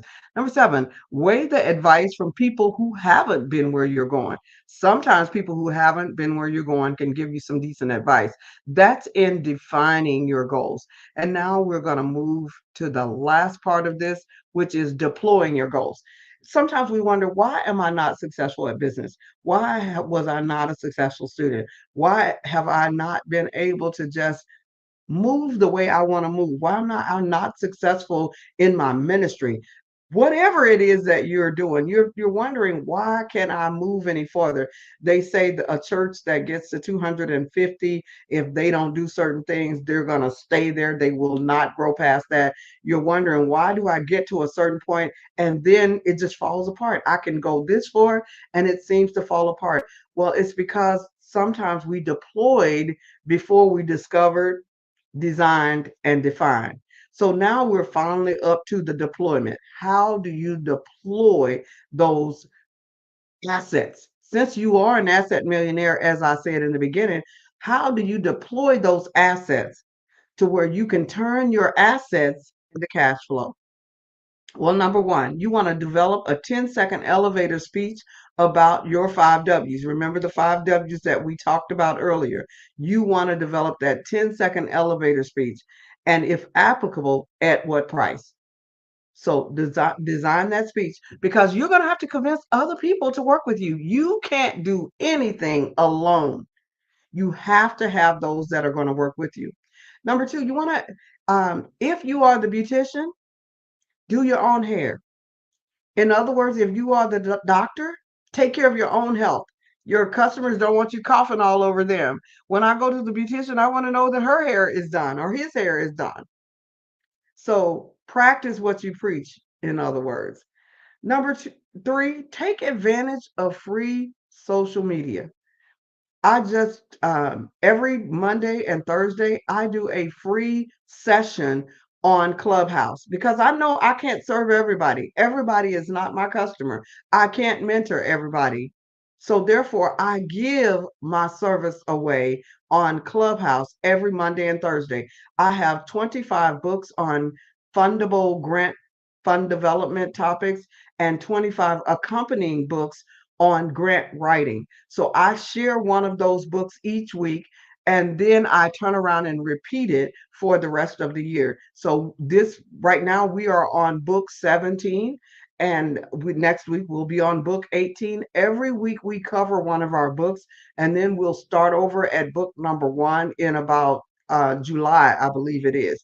So we cover each one of our books for free on Clubhouse and live on Zoom every Monday and Thursday, because I know I can't serve everybody, but I take advantage of the free social media. Take advantage of it. I do it free on Clubhouse. Take advantage. Do profitable volunteering wherever you can. What I mean by profitable volunteering is volunteer where in the areas that you want to work. even your children, those children that you're and grandchildren that you're trying to leave an inheritance for, you want to make sure that you're encouraging them. They call it targeted volunteering. If your child wants to be a nurse, they should be volunteering at a hospital. If your child wants to be a pilot, maybe they should be volunteering at a downtown airport or a smaller airport, or maybe they should be in um, pilot training programs for youth, or aviation programs for youth. I put my son in a Google camp when he was a boy, and his team won the Google Challenge.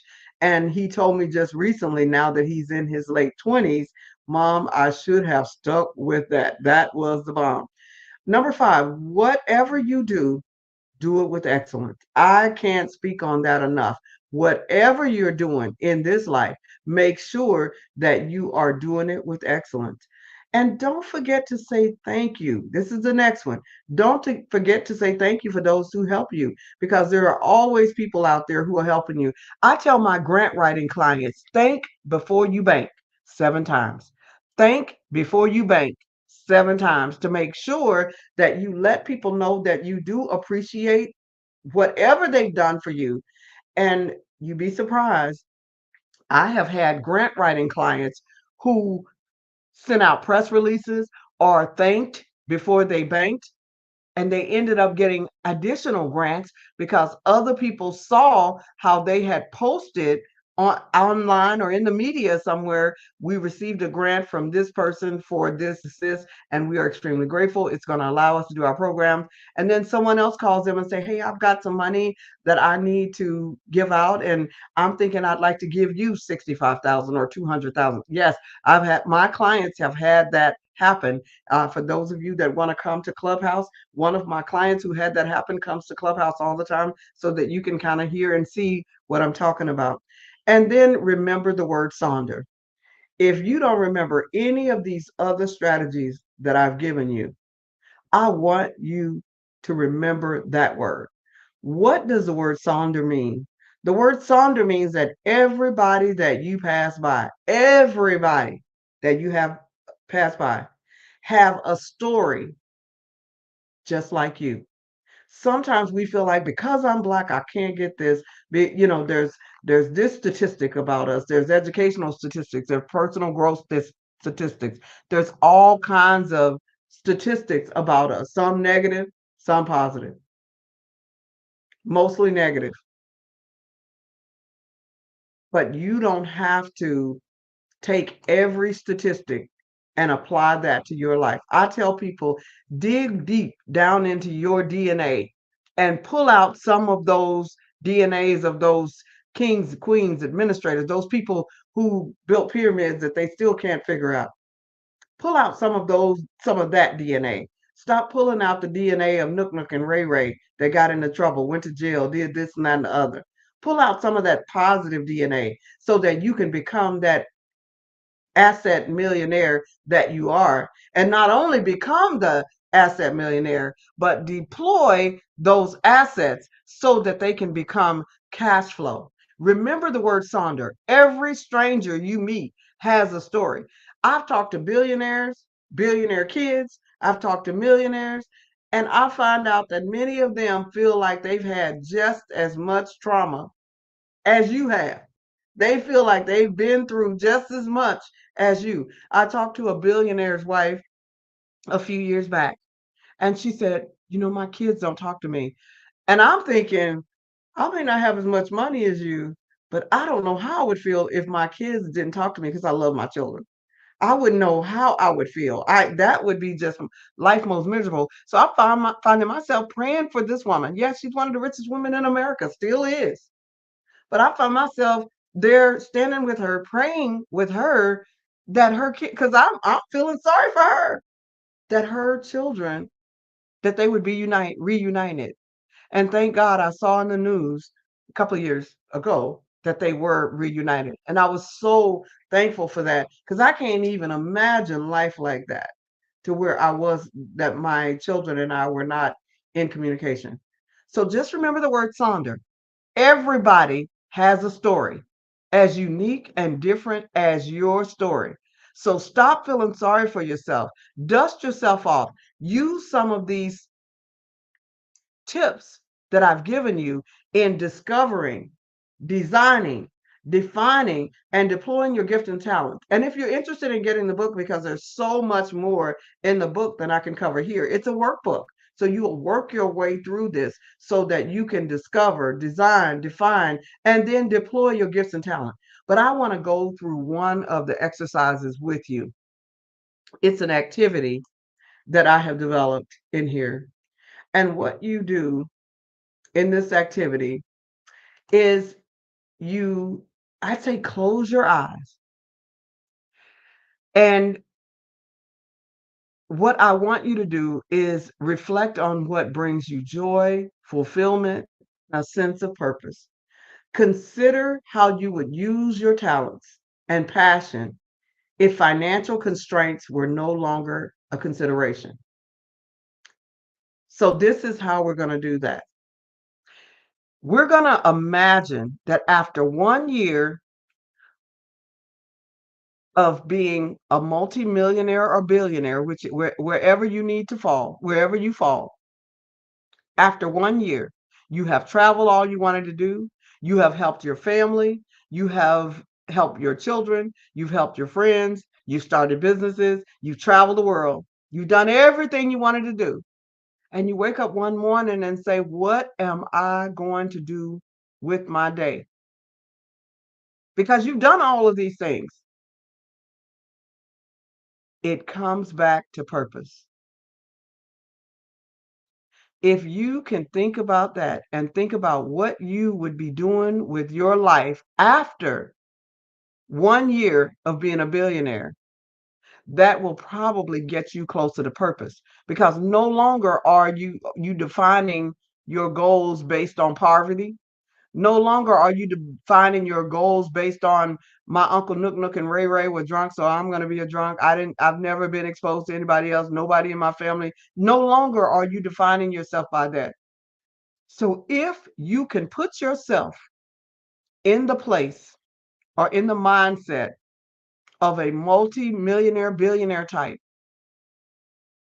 and I know that money is relative. I'm thinking one way, and I have an assistant who is going to school here from another country, and she was talking to me about how their goats are so valuable where she lives, and she was talking to me about how someone stole 6 of our goats and this and that, and it made me think I will not again talk to people about an amount of money, because I remember when I was young and married and we were short $5, it was the same feeling as I had when I was short on a payroll and it was $50,000.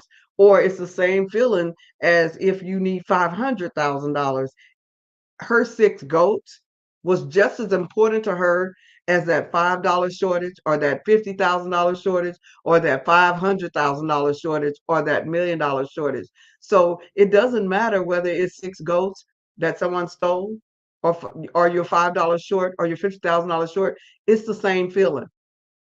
So make sure that, so I can't tell you what you're looking for, whether it's hundreds of thousands, millions, or billions. But wherever you can imagine yourself, if you can just imagine yourself as having the wealth and having done everything that you wanted to do, whatever wealth is to you, if it's 6 goats or 600,000 or 6 million or 6 billion, whatever wealth you can think of, you've already experienced that for a year. Now you want to think about, what are you going to do with your life? That's going to help you discover your purpose, because it's going to help you determine those things that are important to you. Now I'm going to go back through these 4 areas again that you need to look at when you are discovering, designing, defining, and getting ready to deploy your life purpose and aspirations. So number 1, step 1, you want to discover those goals. And I gave you 7 steps for discovering those goals. And those 7 steps again are: use personality tools, look through your phone, Look for opportunities that you value. Look for opportunities that you enjoy. Listen to those around you about your good and bad qualities. Remember those things that you were passionate about in your childhood. And number 7, where do you spend most of your income? The second area in designing your goals, don't reinvent the wheel. Use business plans and other information. Save time and money by watching how-to videos. Look for the top 100 in whatever goals you have in mind. Look for those that have succeeded. Number 4, design that wireframe or your logic model or your step-by-step or your implementation plan. Develop your 5 W's, the who, what, when, where, why. Discover the abundance gap. Make sure that you are filling the gap and becoming the answer for other people's problems. Number 7, prepare for change.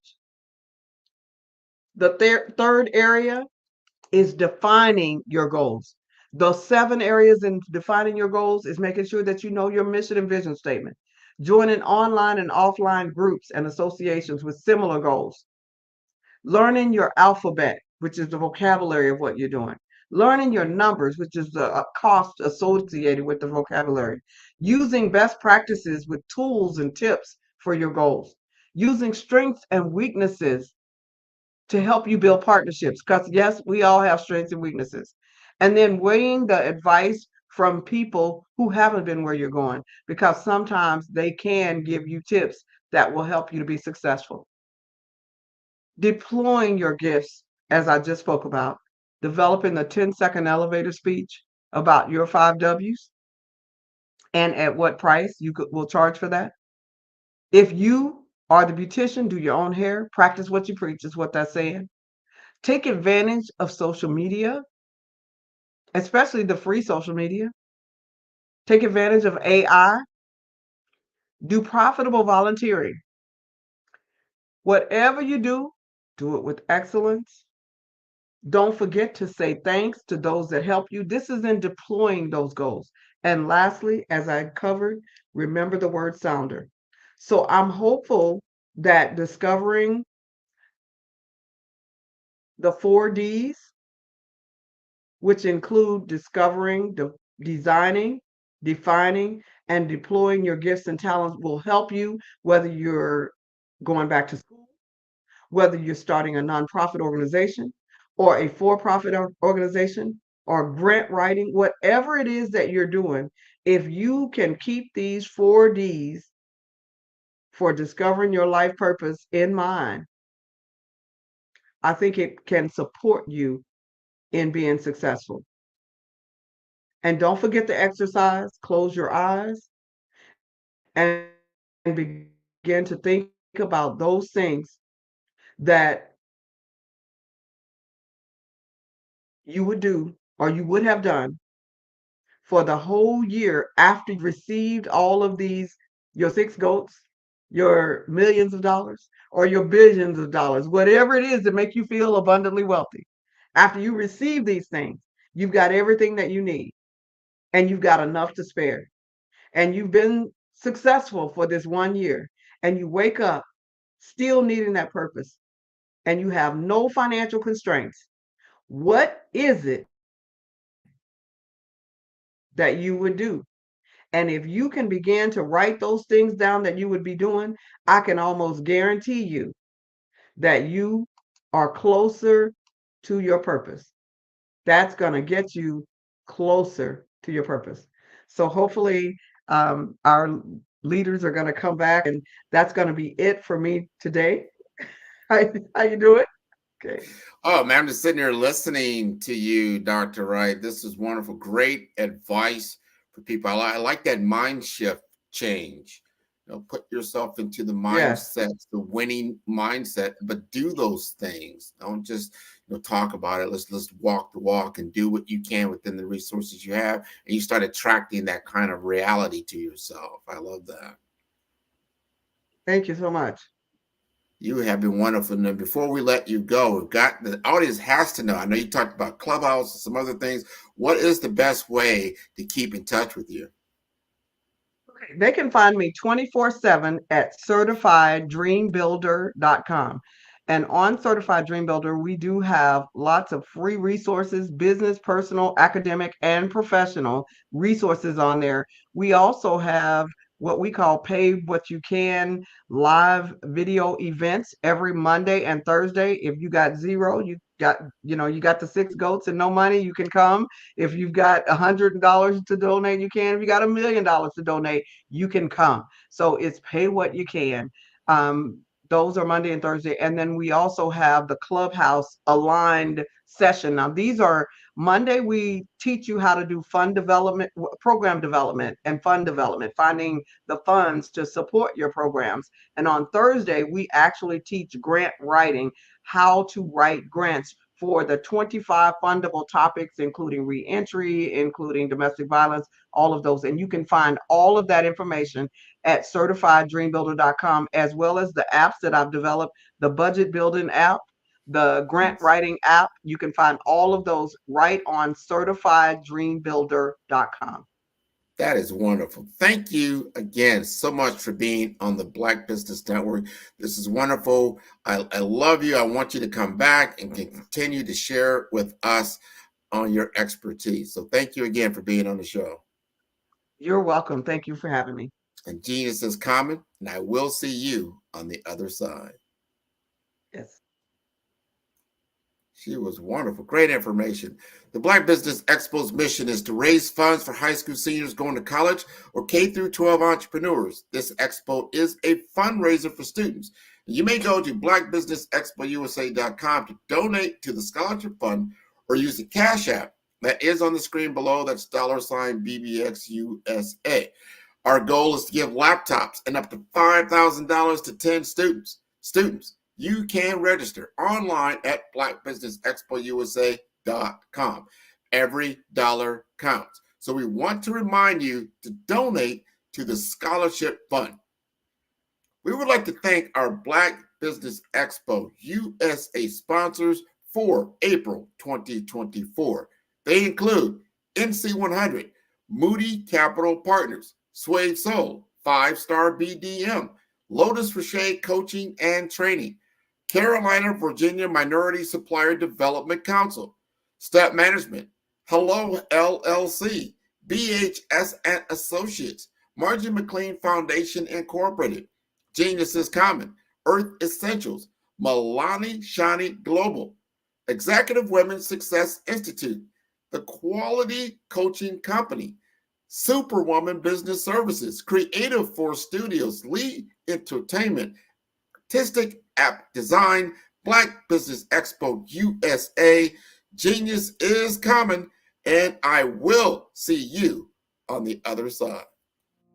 Did you know that approximately 333.34 million businesses exist today, according to a report from 2021?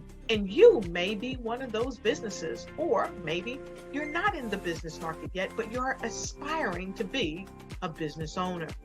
Well, guess what? You're in the right place at the right time. Because let's face it, everything is about timing and opportunity. Hi, my name is Dr. Lotus Rocher, and I'm the CEO and founder of the Lotus Rocher Coaching and Consulting LLC, along with the Lotus Rocher Ignite Show. 15 minutes of success with Dr. Lotus Rocher, as well as books to boom your business and bring who you are. And today, I want to bring this amazing message to you about the Black Business Network and the Black Business Olympics. See, the Black Business Network and the Black Business Olympics is designed to help people just like you, that's right, that look like me, to take their business to the next level. Not just in your front yard or your backyard, but globally.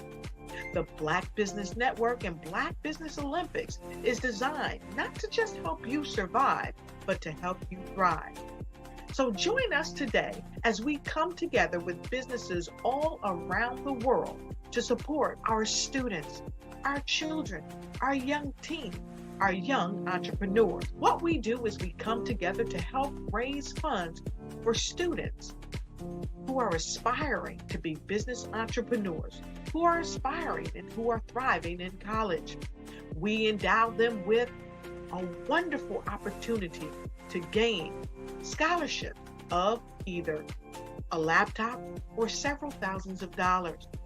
And we invite you to help be a contributor to this amazing opportunity to help someone that looks just like you. So join us today at our website and let us connect with you and help you ignite and take flight in every area of your life on the Black Business Network and the Black Business Olympics.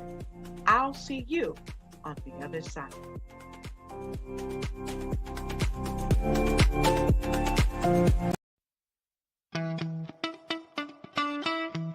How many times have you been asked to help someone you didn't even know, a student, a business entrepreneur? Or did you ever even ask, where did they end up? That business, that friend, that entrepreneur. Well, just maybe they ended up in a gang, bankrupt, homeless, or worse, dead. Maybe they turned to crime, drugs, and alcohol. Did you ever wonder? Did you destroy their dream, or was your life always so easy? At the Black Business Olympics, we started a movement to help students complete. Give them hope and foster success. Help them to leave their dreams of providing laptops, computers, and up to $5,000 in scholarship funds. Today, we ask you to help a student, a business owner, or an entrepreneur to realize their dreams by sponsoring them, supporting them, and buying from them. Consider this. With $1.6 trillion in our Black community, we only ask for a small donation for our students, our businesses, and our entrepreneurs. And you can change a life today. So I ask you, what are you going to do?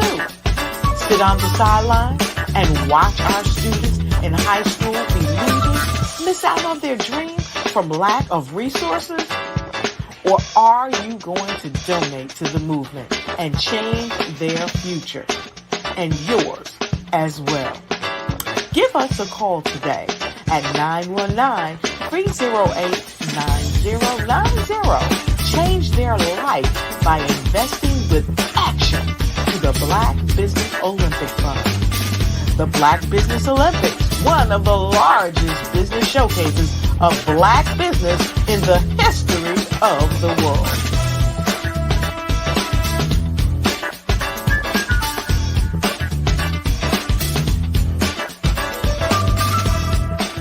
Hello, I am Dr. Eric Kelly III, the visionary strategist and founder of the Black Business Olympics. I invite you to showcase your Black-owned businesses on the Black Business Network global stage. The Black Business Olympics is a global Black Business Network platform that propels Black-owned businesses into the international spotlight. By showcasing your business on the Black Business Olympics platform, you can reach a worldwide audience of potential customers, partners, and investors. You can also establish yourself as a thought leader and expert in your field, attract lucrative partnerships, and more speaking engagements. In addition, the Black Business Olympics platform provides a valuable opportunity to connect and collaborate with like-minded entrepreneurs and business professionals from around the world. This can lead to new business opportunities, ideas, and relationships. Finally, by sharing your story and expertise on the Black Business Olympics platform, you can inspire and empower others. This is a powerful way to make a positive impact on the world and leave a lasting legacy. If you are a Black-owned business owner, I encourage you to seize the opportunity to showcase your business on the Black Business Olympics platform. It is a once-in-a-lifetime opportunity to make an indelible mark on the world. Be one of the 1,000 visionary entrepreneurs who are changing students' lives, shaping industries, and leaving an unforgettable legacy for their families. Unleash your voice on our global stage and watch your business thrive. Black Business Olympics is one of the largest black business showcases in the history of black business in the world. Yes, the entire world. Just give me a call today at 919-308-9090.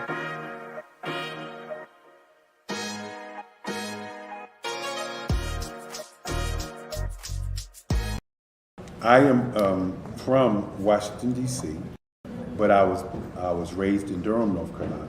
I came to Durham when I was about 5 or 6, and then I traveled back and forth to D.C. because it's where my people are from.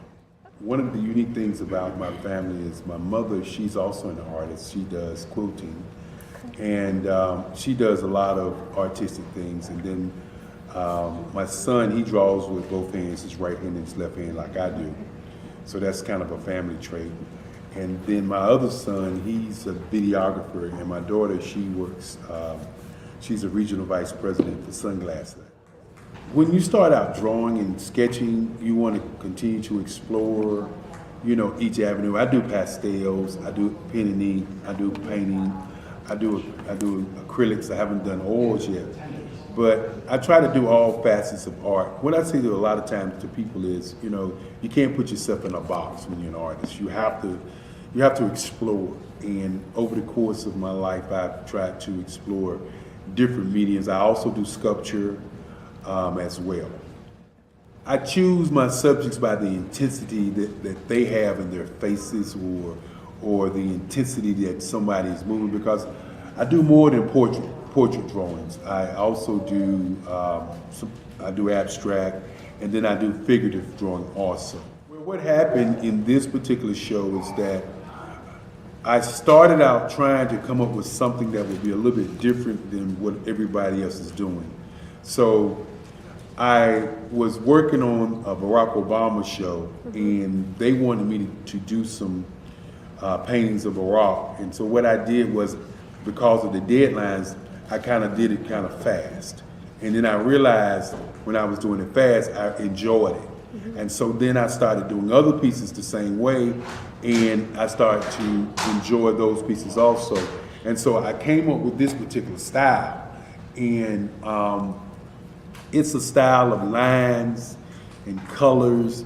And what's interesting is that when I was in college, I did a show called Lines, Colors, and I talked about the boldness of the blacks, the hotness of the whites, and this is how this has come about, you know, later on in my life. And the colors comes from a lot of the entertainers that I work with, where they wear different colors. They don't wear, you know, your plain reds or your whites. They wear different colors, and so that's also another piece of what's giving me the colors. The subtitle of this show is Faces That Speak Life. That's real critical. Faces that speak life. Each one of these pieces is a life source and a life energy that's being put on display for people that are looking at them. You know, I always say in terms of my art, it's not important that I draw them. It's important what you get out of what I draw. You know, I don't try to just draw it because you like it. People wanted me to do prints. I didn't do prints. You know, people asked me to do different people, but the people that I choose are people that make a difference in the lives of people in the world. So the human landscape idea was, again, as I say, the lines represent your emotions, it represents your ideas, and it represents your journey as a human being. And that's why you get the different pieces and the different looks. And as you notice, I try not to do one look that looks alike another look. And that's what's the most important part of this show. Artist to me is a creative expression of something from nothing. You know, it explodes onto the canvas, or it explodes on in my work. One of the things that I try to do more than anything is I try to just give the lines and the movements and emotions and expressions into what I do. Art really means to me a chance to express how I feel deep down inside. Most of my art begins as a thought that I might have, whether it's sports, whether it's history, whether it's a woman or a man. It pretty much starts as an idea of thought before I get into the actual image of what I'm going to draw. I do a lot of historical pieces. I was a history minor in college, and I love to do history pieces. And a lot of times I'm thinking about history, and then I try to make that history impact you as you look at it. That's one of the reasons I do pictures so large. People ask me, why do I do the pictures so big? And I tell them, I want the piece to impact them as they're looking at it. To kind of dominate them, dominate their space. And most of my pieces I try to do off page. I don't try to do anything that's going to be in those four corners or in a square. And I want your imagination to be a part of the piece that you're looking at.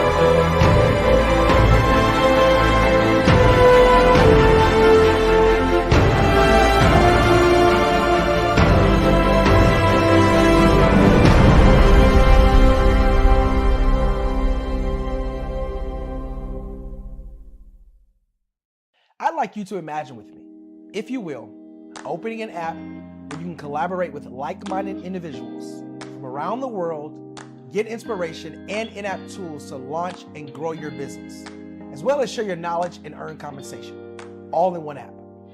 Well, the name of that app is Truso, short for Truly Social. Hi, I'm Matthew Newman, the founder and CEO of Truso. A new concept in social media, Truso is designed from the ground up to be a platform that's both social and empowering for all its users. How exactly do we do that? I'm glad you asked. First, Truso brings the world together via video. Psychologists assert that video provides a significantly more effective connection than audio only. When you enter a community on Truso, you're face to face. Second, on Truso, you don't have to have 1 million followers to monetize. Our business model allows all hosts and moderators to monetize, no matter the size of your following, by 1, producing fee-based content, and 2, inviting others to join the platform as subscribers. Even more, Truso has an in-app resource library with over 100 free resources, forms, and documents to help you build your brand and grow your business. Third, Truso is inclusive. The deaf and hard of hearing communities make up 360 million people worldwide. Unlike audio-only apps, Truso embraces this community, providing a networking platform that allows them to participate via video and closed captioning. We even have a deaf and hard of hearing foundation in the works as well. Fourth, Truso is both social and safe. We refer to Truso as a virtual extension of the beauty shop, barbershop, and brainchild of the community. A place where there's laughter, along with wisdom, growth-oriented conversation, and genuine connections in a safe space. Truso even has proprietary security to ensure we maintain a safe environment for everyone. Where are we at now? Truso is live, y'all. We've launched in beta and we're acquiring users daily. We have an incredible development and marketing team, plus amazing celebrity influencers at the table, helping us spread the word around the globe, beginning within the African diaspora and beyond by creating a safe space for growth, connection, and collaboration. We're truly excited about Truso. We've created something special for which there is a global market. And we invite you to embark on this journey with us as a shareholder. The future for Truso is truly bright. Join us and let's go there together.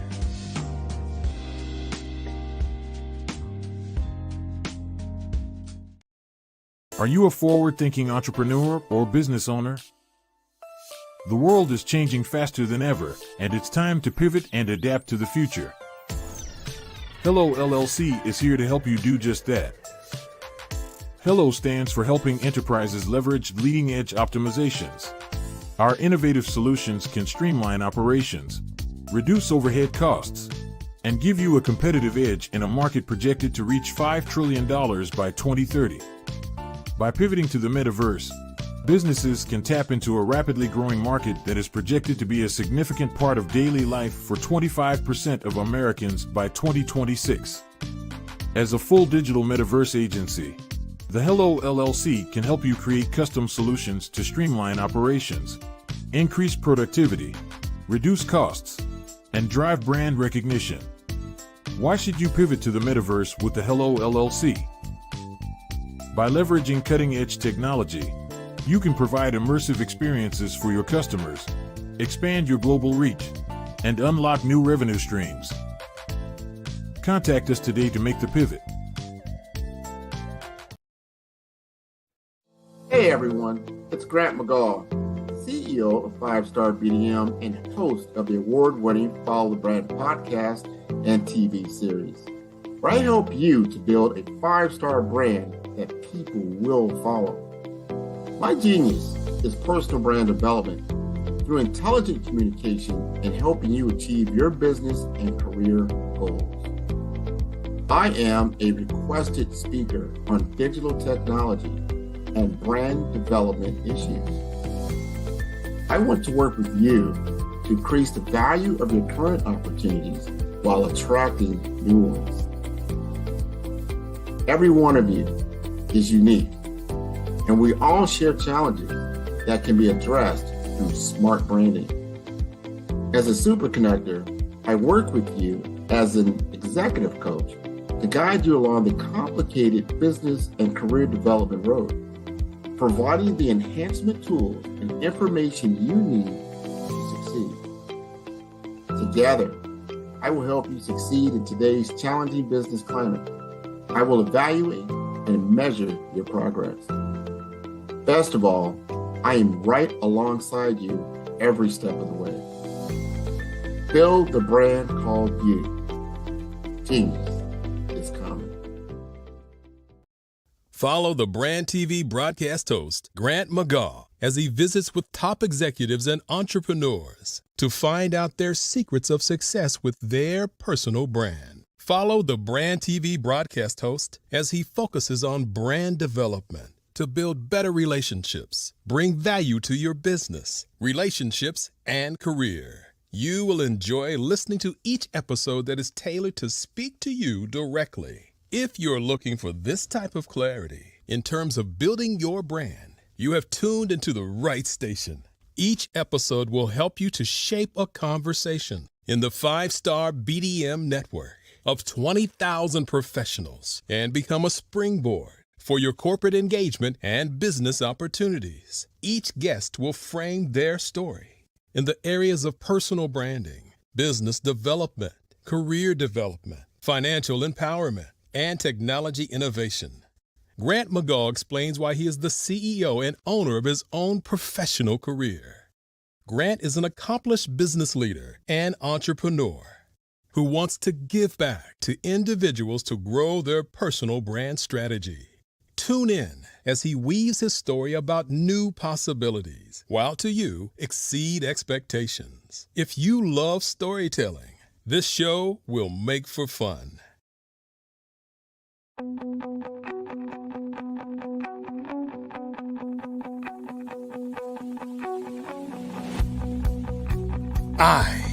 am Black Business. From the moment I wake until the time I sleep. Yes, I am Black Business. I am Black Business. Tell me, are you Black Business? I am Black Business. Do you support Black businesses? Listen, I support Black business because I am Black Business. Black Business Expo, one of the largest business showcases in the history of Black business in the world. The world! Sign up today at www.blackbusinessexpousa.com or call 919-308-9090. I am Black Business.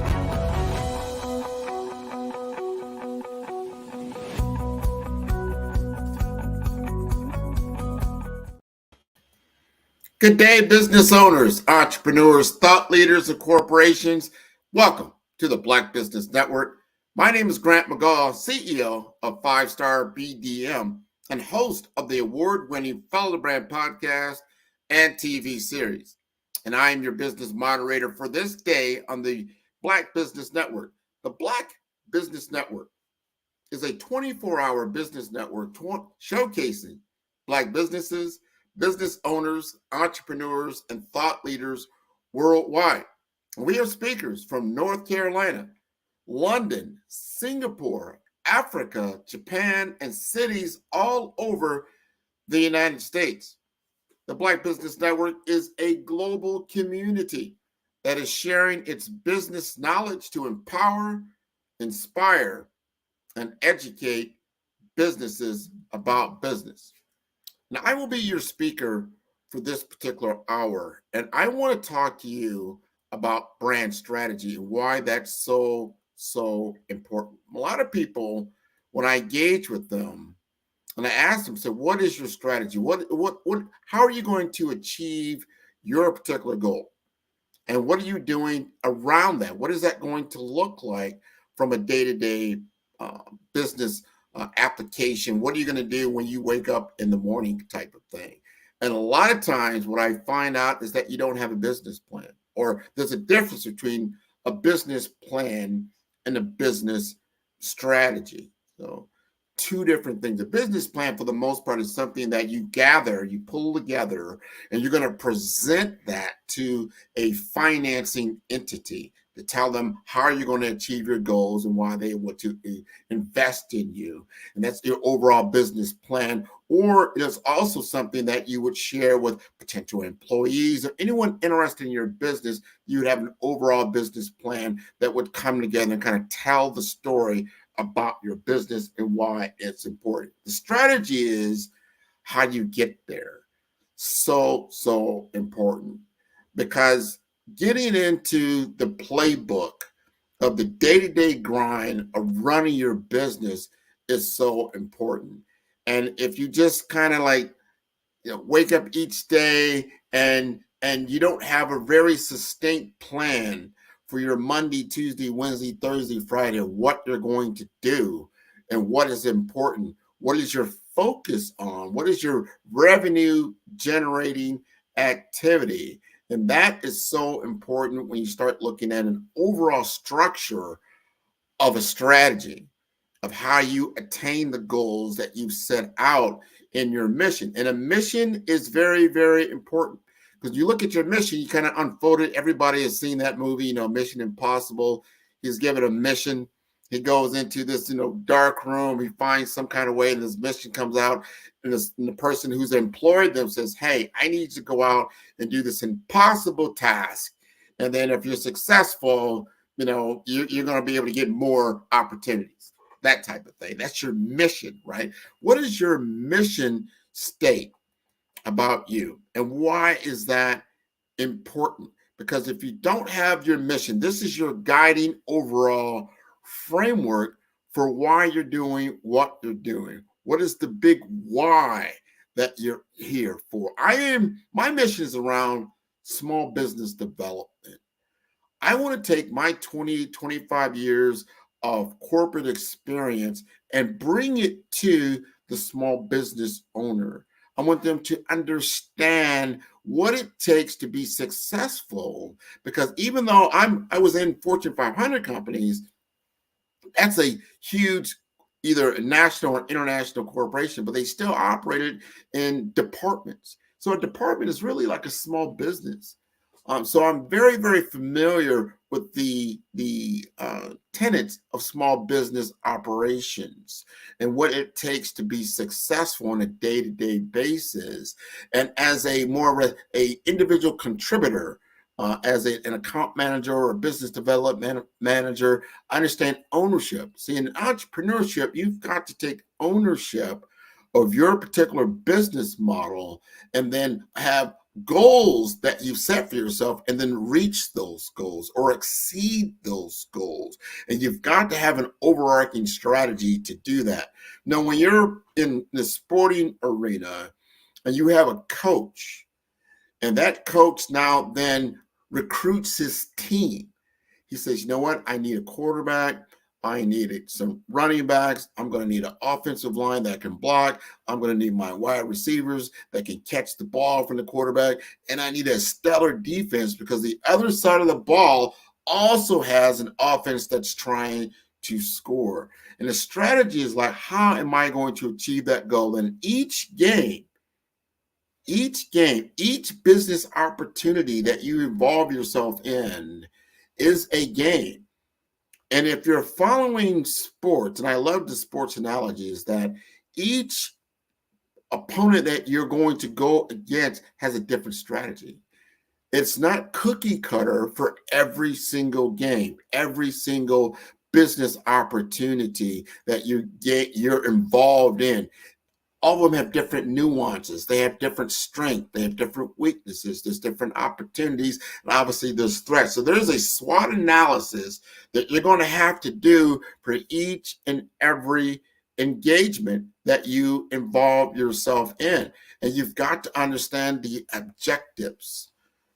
Have you defined your objectives in very succinct manner, meaning you have objectives and then you have results from those objectives that you want to achieve. And then what are the tactics that you're going to use to achieve those results? That is what is so important, especially when you get into the brand world. You're going to have brand objectives. And these are business objectives simultaneously. That's why I do branding and I do business development, because I see them working together a lot of time. If you've got a great brand, that's going to help your business development actually to operate easier than if you did not have a brand, and vice versa, right? Very, very important. So I want to ask you this, and this is from a branding perspective. Do you have a dominating market position statement? What is your dominating market position statement that says, this is who I am? It's a bold statement. It's part of my BRAVE framework that I use in my strategy, BRAVE, right? Because you've got to be brave. You've got to be bold in today's business world, right? So that B is so important when I'm talking about the BRAVE framework. It's a bold statement. What is your dominating market position? My dominating market position statement is that 5-Star BDM, we create 5-star brands that people will follow. That is my dominating market position. That is what I'm leading with. That's my chart. That's my flag. That's what I'm going out. That's like, and when you see my logo, that's what you say, you know what? That's 5-Star BDM. He actually build 5-star brands that people will follow. Those are personal brands. Those are business brands. These are brands that we're creating that has a voice and has a pulse. And that pulse is to have people to follow them. When you have a charge, people like to follow leaders. You have to have a leading statement. So when you have a leading statement, you automatically attract followers. Like, I believe in that. That's a cause I believe in. I'm going to follow that. That's interesting. I like what you're saying. So that's part of that big, bold statement that you want to get out there.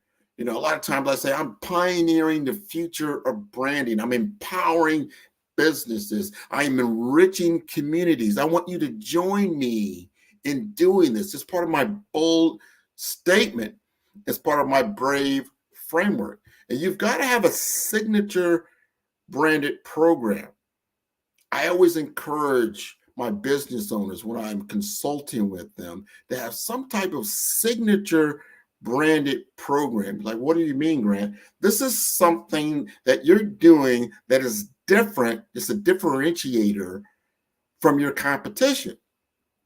What is your signature brand program? When you think of 5-star BDM, what is my signature branded program? It's Follow the Brand, the Follow the Brand podcast, right? Where I feature business owners, entrepreneurs, career professionals in areas of technology innovation, career business development, financial empowerment, brand mastery, personal branding.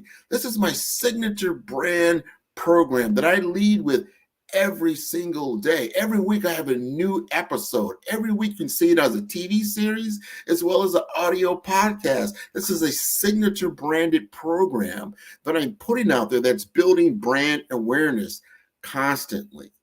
And if it's doing that, it automatically goes to the next level. People will do in their contemplation of if they want to do business with you. It goes from awareness, and then it goes to consideration, and then it goes to conversion, where you're actually engaging with them in sales activity, right? So I want to ask you, what is your signature branded program? What does that look like? Do you have that? Has that come together for you? And as you're thinking through that, think about your competitive landscape. Have you done your research? Because that's the R in the BRAVE framework. I talked about the B, being bold, your brand identity, right? So important. Your brand strategy, so important. Now we get into the R, that's your research, the market research, and understanding the competitive landscape. A lot of times, and I've seen it so many times, when people want to go into business, they say, you know what, I'm ready. I'm ready to do this. I have the technical skills to be effective in the market. Now I'm asking, all right, define your market. And they kind of fall short. They don't understand what that market landscape looks like. Because if you don't understand the market landscape and what you're operating in, who your competition is, what does that look like? And your competition may not always be another business. It could be the status quo. This is really the biggest, and I have found this so many times in my sales career and my journey in corporate America, that the biggest problem, biggest obstacle wasn't another company that did something similar to my product and services. It was the status quo, the mindset. They did not want to change. They want to keep doing the same thing they've always done. And that is a big inertia that people naturally don't like to change. So you're offering change. And if you're offering change, you have to understand that your competition actually is the status quo. And you need to actually market to that and understand that. And understanding your audience's position, your customer's position.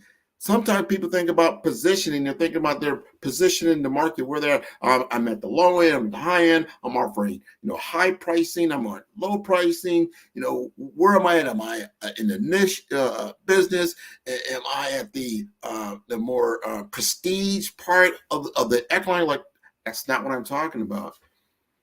What I'm talking about is the position and the mindset of your consumer, of your target market, of your target persona, the people or the businesses that you're going after. What is their mindset? How do they look at what you're trying to do?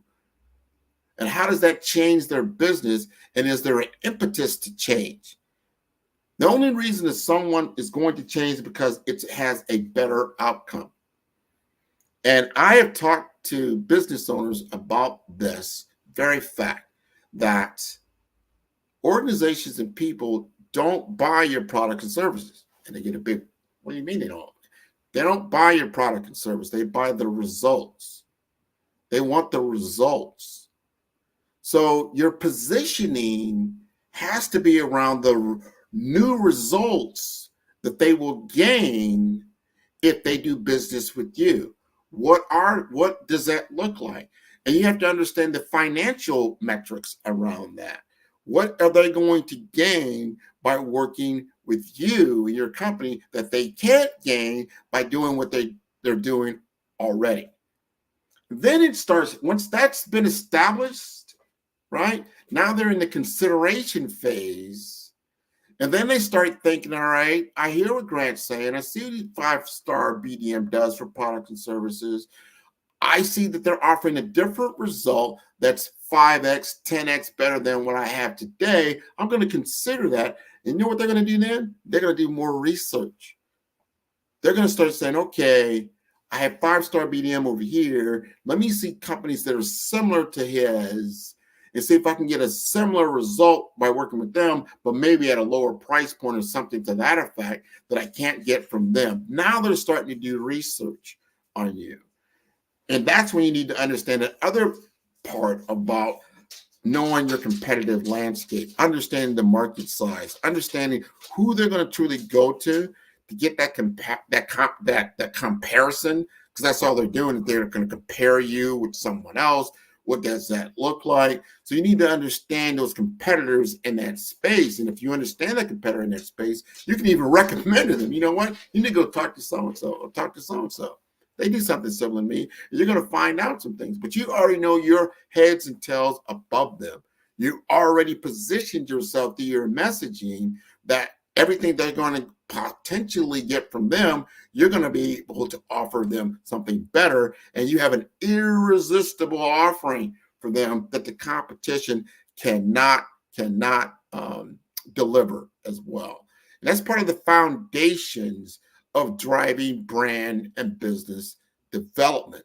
And I want you to understand this at a very high level and understand the language of business. What are you talking about, the language of business? The language of business is money, understanding profit, understanding revenue, understanding return on investment capital, and values of time.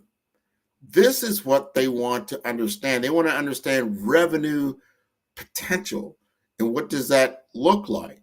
You need to have a differentiated strategy that talks to this and talks in the language of business. So if you're only talking in products and you're only talking in services, you have not spoken in the language of business. You're only spoken in the language of the technical aspects of what you're trying to get across. And I've seen this over and over again in a lot of the companies that I work with, that they had this particular issue, that their messaging, their marketing was always in technical language, but they're not talking in the language of business. The language of business is financial.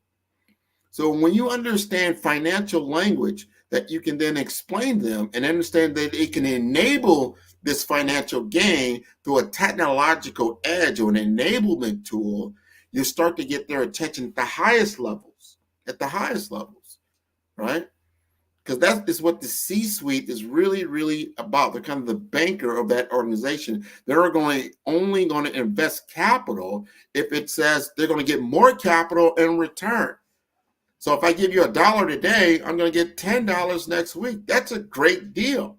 And if you can articulate that kind of development with your business, it becomes a no-brainer why they're going to do business with you instead of someone else. Because if they're only articulating it at a technical level and they haven't articulated at a business level, they're going to be behind the 8 ball. You're going to win the deal, right? Because you understand the strategy. Now you've got a service strategy that goes in. You've got considerations that's so important. Then you start talking about success factors. What are your success factors? What is the strong network that you have, the unique value proposition? You're delivering measurable results. Because they're going to know, like, okay, Grant, I'm now considering you for this. Prove to me that you can deliver. Show me that you can do this? Can you show me another company that you work with like mine and deliver results? These are where your testimonials are so important. Your referral network is so important. Someone that vouches for you, someone that will advocate for you because you've delivered the results. This is one of the big things that people get in the sales game. Not because they just don't like salespeople, it's that they look at them and they're not trustworthy. They're not speaking the truth. And the reason why they get that kind of connotation because they don't tell people about the results. They start talking about the product and the service. And remember, people don't buy those things. They buy the results. So if you can talk about the results, you're going to be much further along. People are going to trust you more because, hey, you have a proven method, right? It's proven. I see it. 1 + 1 = 2 in his world. It's not a wiggle room. It's not a maybe here. It's going to be a strong result. And if we invest in you, $1 today gets me $10 next week, guess what? I'm definitely going to roll the dice and we're going to work with you because it's always a risk factor in anything that you do. And if you can articulate the risk before they do articulate the risk, because I guarantee you, depending on what it is that you are presenting to them as an opportunity of investment, they're going to look at the risk mitigation. Any chief financial officer is going to look at the risk. What is the risk? I can lose that $1 that I invested with you. Okay, what does that cost us? We lose that $1, lose that time, lose all those different things. But if we win, we gain 5x, 10x in amount enough time. So they weigh those things out. If you can articulate those things as strengths in your particular proposal that you're putting together, you're going to go a long way. And then you could talk about the weaknesses. Don't let them assume weakness. There's always weakness in every proposal. Anything in life has strengths and weaknesses. It's just part of nature. What are those weaknesses? What are the conditions that could actually upset the result that you're trying to gain from doing business with you? And if you can articulate those things, it's going to go a lot better. I know in the world I was in, technology, there's always risk. And I would have conversations around it. It's like, well, Grant, what is the risk? I want to get the results. The risk is, a lot of times, is adoption. Will your workforce adopt this new technology and utilize it? Because if they utilize it, we're going to get the result. If they don't utilize it, you won't get the result. That's like, I'm going to buy this car, but then they don't drive the car. It doesn't give you the result that you're looking for because that enables you to get to another location. Very, very important to understand your weaknesses or the weaknesses of the project and entail what the product or service that you're offering. What are the weaknesses, potential weaknesses that could occur? And if you articulate those things in your business proposal, your presentation, your messaging, they understand that because everybody, you're on this planet Earth, everybody understands that there's light and there's darkness. There's things that are happening that you don't want them to happen. There's always that, oh my God, that what if occurs. You want to be able to let them understand that you know these things. That you're not just assuming it's 100%. It's an A+ every single time. No, talk about those weaknesses so that all of a sudden you get buy-in and you're not just doing something that the customer's over here and you're over here. You're now in the middle. You're together. You articulate that we're doing this together. The results that we're going to gain comes from our collaboration of working together, emerging our team. So we share in the results, good or bad. It's our results. So you want to get to that. And those are the great opportunities for doing business and being successful in your business because you have buy-in. So at the end of the day, before you've gotten the results, you're beginning to set up that referral community. People will speak very highly of you, especially when you're not in the room. And they ask, this particular individual, tell me about your experience with 5-star BDM. He's like, you know what? They took me through this entire process. And we talked about the project. We talked about the results, but we also talked about the detractors. We talked about the risk mitigation. We talked about how we have to work as a team to deliver this result. So we came together and we all had buy-in, and then we were successful in what we accomplished. So if you're going to work with Grant and his team at 5-star BDM, make sure your team is on board with what you're going to do. And you're like, wow, the sales game, this is what it should look like. This is how this should work. But if you're not messaging and positioning yourself in this way in the beginning, it won't work, right? Because you're going from awareness to consideration to conversion, and understanding that you have to have a framework in what you're working within. Because if you don't have a framework, it's going to bite you over time. So my framework, again, is the BRAVE framework. We talked about being bold, that B, that brand identity. So important. Brand strategy, developing what that strategy is going to look like. We talked about research. You've got to do your research. You've got to understand your positioning. You got to understand your client. This is one of the big statements I make almost every single time I talk to an audience, especially around business. You have to understand your client and their situation and their problem better than you understand your own product and services. You will be so successful if you understand their problem, understand their situation much better than just your own product and service, because you're expected to know that. But if you articulate your understanding of their business problem and where they're at, and you can solve that big problem, like, you know what? We went out, we talked to everybody. We talked to IBM, we talked to Cisco, we talked to Lucent and Vi, we talked to all these different people. They couldn't solve the problem. You can solve the problem. Show me. And if you solve that problem, your goal. So you've got to understand that, right? And then you start to develop, once you've got that put together, and you really start to get into your audience, and you really start to understand your audience, and you understand their persona in the brand world, the marketing world, talk about your persona. What is that? That is your ideal client, what they look like, who they are, what their needs are, how they do business, what are their interests, what are their psychographics, their demographics. They get into all these kinds of different things. You need to understand this and live this reality with them, because if you start to see that there is a big problem here that does need to be solved, and my product or service is not on point, it's not quite there, that allows you to go back and do some reiterations, to change some things. That's why there's always new versions of software that come out. You don't stay on the same version. If you're using ChatGPT right now, you first came out, it was at 3.5. When it first came out, people were like, wow, because it was new. They didn't know what it could do, but it did it very fast. It did it super fast.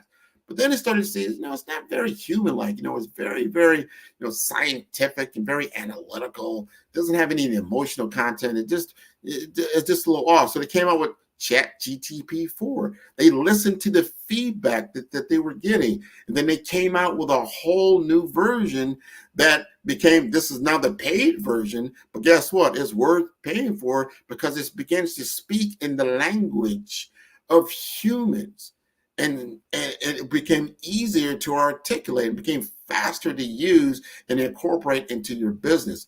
Very, very important to understand as you come out with a product or service that you know that you're going to have to innovate it.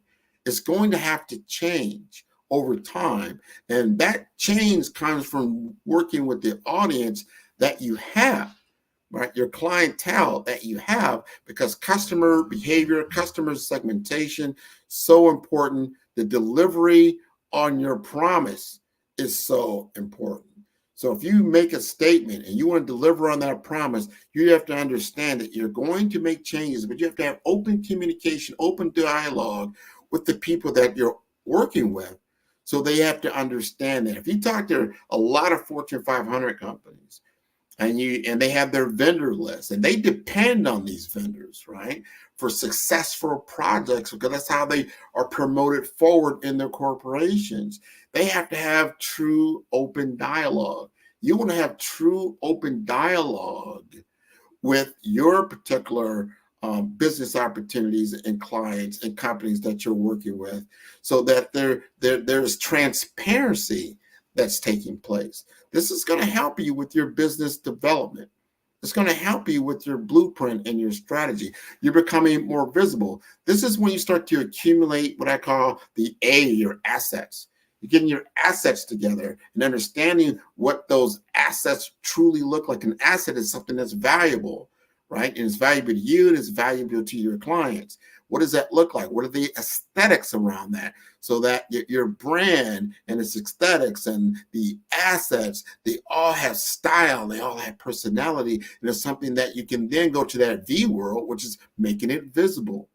Your visibility and your vision action plan is so important, because that details the tactics that you will utilize to achieve your objectives. So important. How are you going to get the results? You've got to strategize around them. You've got to then look at the tactics that you're going to use to achieve those key results. And you've got to have advocates. You've got to have your stakeholders. That's why I talked about earlier about having transparency, because you can't do it alone. There got to be buy-in from both sides of the ball in order to achieve your objectives and to be have victories and a winning attitude. And along those ways, those milestones, you're building momentum. So when you get into that V world, you're making it fit your visibility. That's like driving down the football field. You're making a bunch of first downs and you celebrate. And you see how you get a first down, the crowd goes wild, right? You get another first down, the crowd just goes wild. You start to get into scoring position. Everybody, all the intensity is up. There's dramatic tension in the room. And you're right there. You can win the game. You're in winning position. And then you score. That is the kind of emotion and enthusiasm you want in the room. When you deliver on on your promise, and you have the result you were looking for, and everybody in the room is like, wow, this is what we're talking about. This is what we're talking about. Now you've made your brand, you've made it visible. That's the visibility. When you've actually delivered the result, you won the game. That is what you've done. And then you get to that E world. What is that, Grant? That E world, again, is that evaluation, right? You evaluate what you've done. You evaluate how you got it done. You measure everything that was necessary. You look at the metrics that you took to achieve your goal, because guess what? You're going to have to do it again. You know, if you're in the NFL, you have to do it next week. You got to go out there and win again. You're going to have new clients. You're going to have new situations. You're going to have new stories that you're going to have to tell. This is all so very important. So you want to understand your vision. You want to set your goals. You want to have alignment with your client. All these things are so very important as you go around your business. So I'm taking you through the BRAVE framework. All right. You're beginning to understand this better. You got to be bold, right? You got to be resilient, right? You got to be adaptable, right? You got to be visible, correct? Right? And that E, that means you're going to have energy. See, there's different ways I can look at all these different things. You got to put energy in everything that you're doing, because you got to power beyond the resistance. But you've got to do it in a very methodological way in order to achieve your results that are repeatable, because you want something that's repeatable, right, over time, so you can continue to move the ball forward. You got flexibility built in. You're ready to move and shake. So week after week, the different team that you're going to face, week after week, you have a winning attitude. You can go in there, you can win the game, and then you can strategize in what you're trying to do. If you want to know more about 5-Star BDM, I encourage you to go to my website at 5, that's the number 5, star, STAR, B for brand, D for development, M for masters.com, 5-star BDM. You can also send me an email at grant.mcgaugh, that's MCGAUGH at 5-star BDM. Or go to my LinkedIn page. I do a lot of activity on LinkedIn. It's a lot of information there. You're going to see a lot of my guests. I've got over 150 plus episodes that you can learn about technology innovation. You can learn about career and business development. You can learn about financial empowerment. You can learn about branding. You can learn from brand masters. All of this is for free for you. So I want you to be educated. I want you to be armed. I want you to win your game. Very much so. So I want to talk about now the Black Business Network, because it's so important. I'm glad they're having me on today and to be the moderator this morning, and where I'm located in Miami, Florida. And I want to tell you about the Black Business Expo's mission, which is to raise funds for high school seniors going to college or K through 12 entrepreneurs. This expo is a fundraiser for students. You may go to www.blackbusinessexpousa.com to donate to the scholarship fund. And you can use the Cash App that is on the screen below. That's $BBX USA. And our goal is to give laptops and up to $5,000 to 10 students.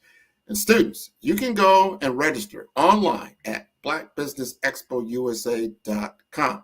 Every dollar counts. So we want to remind you to donate to the scholarship fund. And we would like to thank our Black Business Expo USA sponsors for April 2024. They include NC100, Moody Capital Partners, Suede Soul, 5-star BDM, Lotus Rocher Coaching and Training, Carolina, Virginia Minority Supplier Development Council, Step Management, Hello LLC, BHS and Associates, Margie McLean Foundation Incorporated, Genius is Common, Earth Essentials, Milani Shani Global, Executive Women's Success Institute, The Quality Coaching Company, Superwoman Business Services, Creative Force Studios, Lee Entertainment, Artistic App Design, Black Business Expo USA. Genius is coming, and I'll see you on the other side. Did you know that approximately 333.34 million businesses exist today, according to a report from 2021? And you may be one of those businesses, or maybe you're not in the business market yet, but you're aspiring to be a business owner. Well, guess what? You're in the right place at the right time. Because let's face it, everything is about timing and opportunity. Hi, my name is Dr. Lotus Rocher, and I'm the CEO and founder of the Lotus Rocher Coaching and Consulting LLC, along with the Lotus Rocher Ignite Show. 15 minutes of success with Dr. Lotus Rocher, as well as books to boom your business and bring who you are. And today, I want to bring this amazing message to you about the Black Business Network and the Black Business Olympics. See, the Black Business Network and the Black Business Olympics is designed to help people just like you, that's right, that look like me, to take their business to the next level. Not just in your front yard or your backyard, but globally. The Black Business Network and Black Business Olympics is designed not to just help you survive, but to help you thrive. So join us today as we come together with businesses all around the world to support our students, our children, our young teens, our young entrepreneurs. What we do is we come together to help raise funds for students who are aspiring to be business entrepreneurs, who are aspiring and who are thriving in college.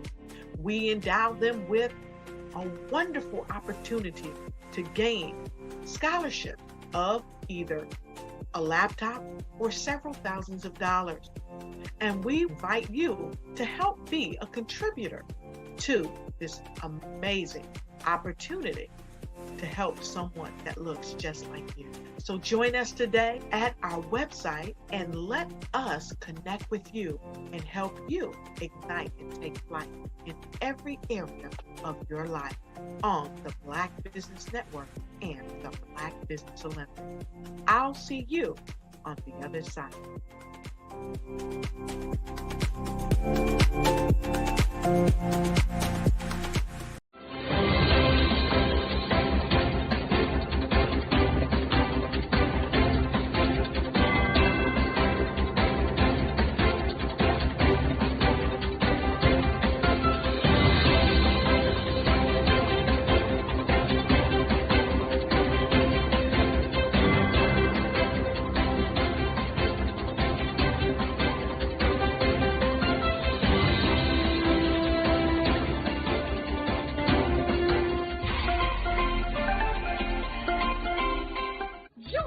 Dr. Eric Kelly III and a host of phenomenal speakers from all around the globe for this 7-day virtual event that you don't want to miss. The mission of the Black Business Expo is to raise scholarship money from kids all the way from high school all the way from college. The Black Business Olympics is one of the largest Black business showcases in the world. It is an opportunity for businesses and companies to showcase their businesses globally. We are going to be giving away laptops up to $5,000 away to students. Again, I'm Olivia Appleberry, the founder of 2 Cents Finance and one of the speakers for the expo. I am so excited to see you there. For more info, go to www.blackbusinessexpousa.com or call 919-308-9090 and hope to see you there. I am Black Business. From the moment I wake until the time I sleep. Yes, I am Black Business. I am Black Business. Tell me, are you Black Business? I am Black Business. Do you support Black businesses? Listen, I support Black business because I am Black Business. Black Business Expo, one of the largest business showcases in the history of Black business in the world. The world! Sign up today at www.blackbusinessexpousa.com or call 919-308-9090. I am Black Business. I am Black Business. From the moment I wake until the time I sleep, I am Black Business. I am Black Business. Are you Black Business? I am Black Business. Do you support Black businesses? I support Black business because I am Black Business. Black Business Expo, one of the largest business showcases in the history of Black America in North Carolina. Join Dr. Eric Kelly III and a host of phenomenal speakers from all around the globe for this 7-day virtual event that you don't want to miss. The mission of the Black Business Expo is to raise scholarship money from kids all the way from high school all the way from college. The Black Business Olympics is one of the largest Black business showcases in the world. It is an opportunity for businesses and companies to showcase their businesses globally. We are going to be giving away laptops up to $5,000 away to students. Again, I'm Olivia Appleberry, the founder of 2 Cents Finance and one of the speakers for the expo. I am so excited to see you there. For more info, go to www.blackbusinessexpousa.com or call 919-308-9090 and hope to see you there. I am Black Business. From the moment I wake until the time I sleep. Yes, I am Black Business. I am Black Business. Tell me, are you Black Business? Black Business Expo, one of the largest business showcases in the history of Black business in the world.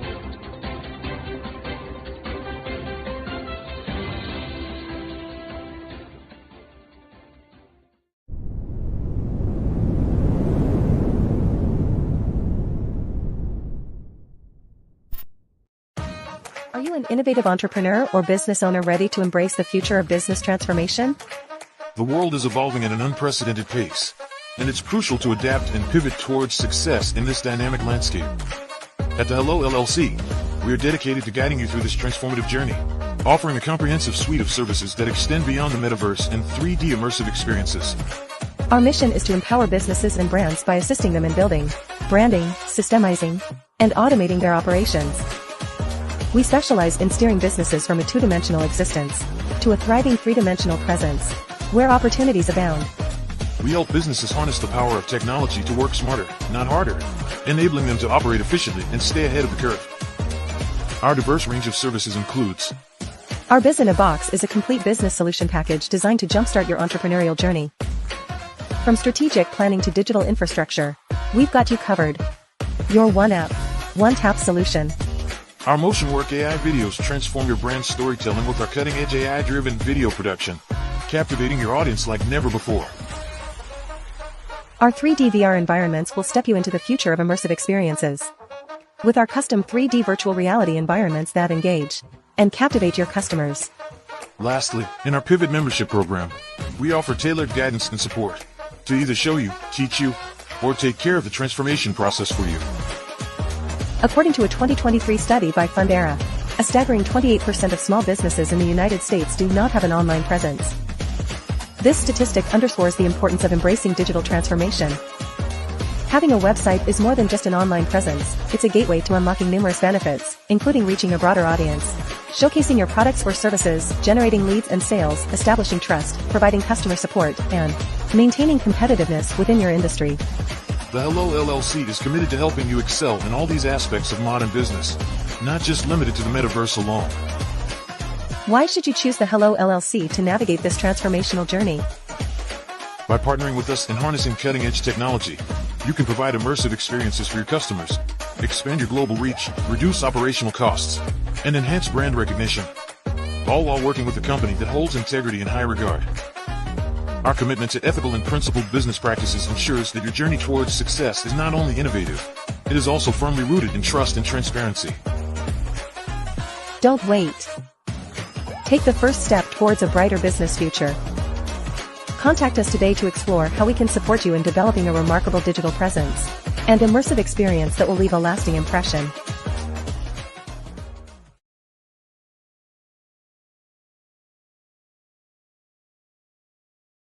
Sometimes you got to hear the news from the Black perspective, and more specifically, Black publishers. And that's exactly why you have to download the Heytie app, the largest mobile app delivering breaking news, videos, and podcasts from 200 of your favorite Black publishers. Yes, 200 Black publishers delivering news as it happens, literally all in one app. Go to HAYTI.com or download the app in the Google Play Store or Apple App Store. It's completely free, along with information that you can trust, so go check them out.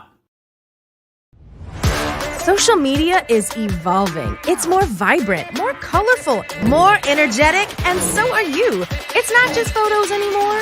It's video, it's audio, it's subscriptions. And now there's Fanbase, a new monetized social network. Fanbase delivers the complete native app experience with full content monetization for every user. No algorithms that shadow ban your engagement or growth, and no ads. Follow anyone for free and subscribe directly to your favorite creators for $4.99 a month. Plus, show some love by tipping on any post. Also, make a Fanbase page and monetize your content the same way. Finally, connect with your followers by posting the amazing content you already create. And now, get paid for it. It's time to energize and monetize, because everyone's a fan of something and everyone has a fan base.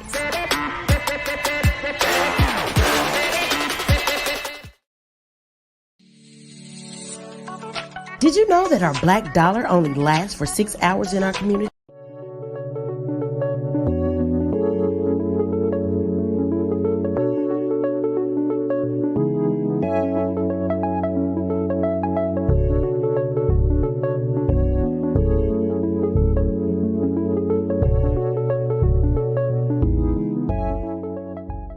passion has been around helping communities of color and historically underrepresented and underserved communities, minority, rural, veterans, persons who are differently able, in the intersection of education, innovation, technology, industry, and let's throw some entrepreneurship in there just for fun.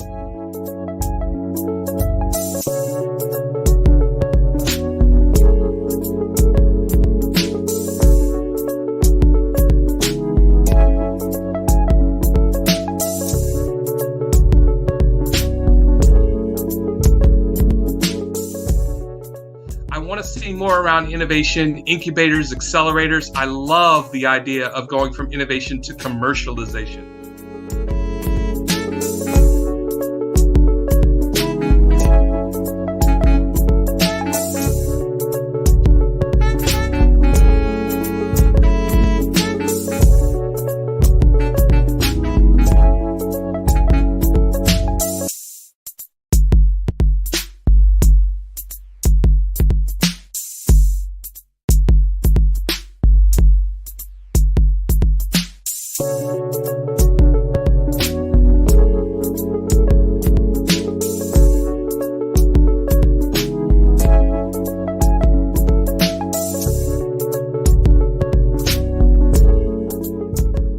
Five-Star BDM, Brand Development Masters, is a professional consulting and advisory group keenly focused on business development services for the small to mid-sized business and entrepreneurs.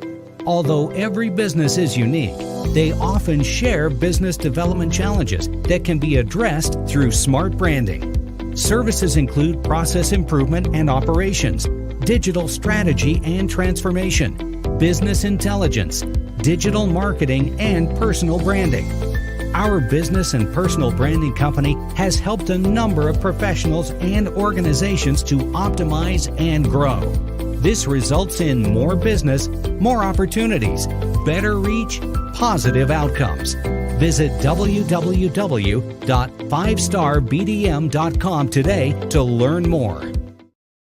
Follow the Brand TV broadcast host, Grant McGaw, as he visits with top executives and entrepreneurs to find out their secrets of success with their personal brand. Follow the Brand TV broadcast host as he focuses on brand development to build better relationships, bring value to your business, relationships, and career. You will enjoy listening to each episode that is tailored to speak to you directly. If you're looking for this type of clarity in terms of building your brand, you have tuned into the right station.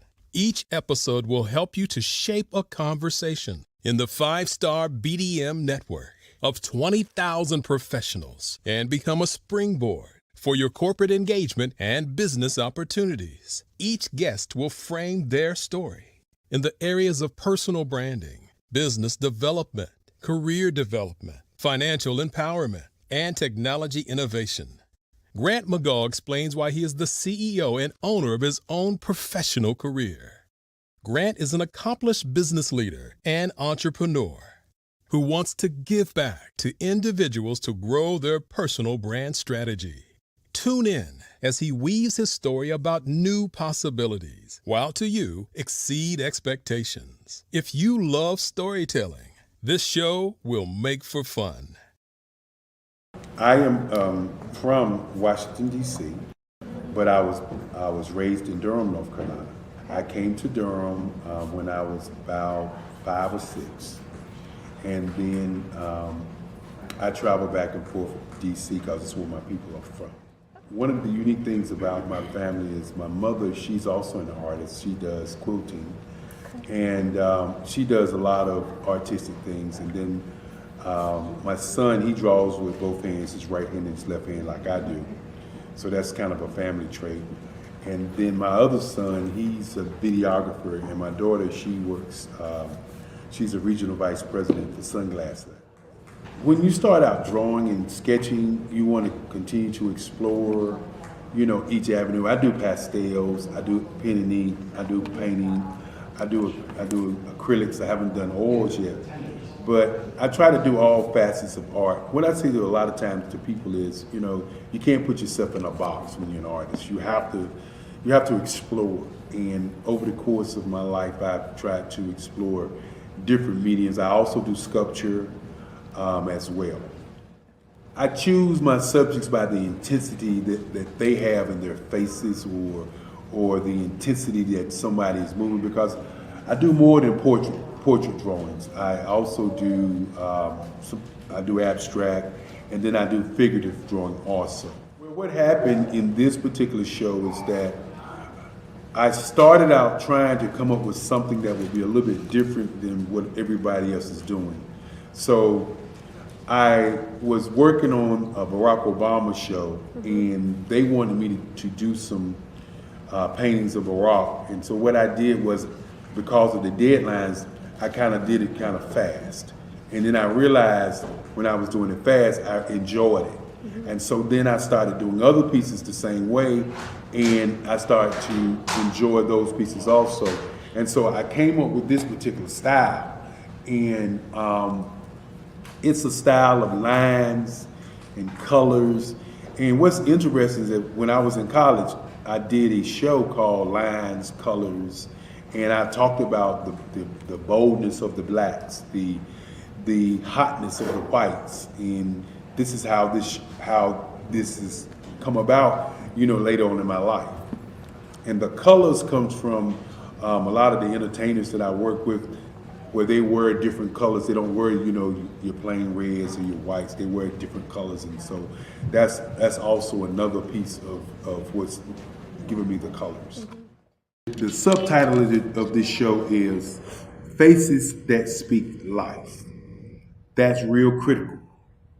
Faces that speak life. Each one of these pieces is a life source and a life energy that's being put on display for people that are looking at them. I always say in terms of my art, it's not important that I draw them. It's important what you get out of what I draw. I don't try to just draw it because you like it. People wanted me to do prints. I didn't do prints. People asked me to do different people, but the people that I choose are people that make a difference in the lives of people in the world. So the human landscape idea was, again, as I say, the lines represent your emotions, it represents your ideas, and it represents your journey as a human being. And that's why you get the different pieces and the different looks. And as you notice, I try not to do one look that looks alike another look. And that's what's the most important part of this show.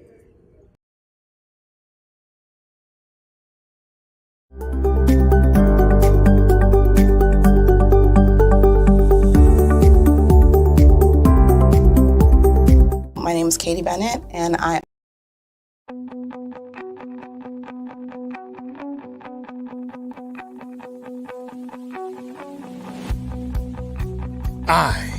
am Black Business. From the moment I wake until the time I sleep. Yes, I am Black Business. I am Black Business. Tell me, are you Black Business? I am Black Business. Do you support Black businesses? Listen, I support Black business because I am Black Business. Black Business Expo, one of the largest business showcases in the history of Black business in the world. The world! Sign up today at www.blackbusinessexpousa.com or call 919-308-9090. I am Black Business.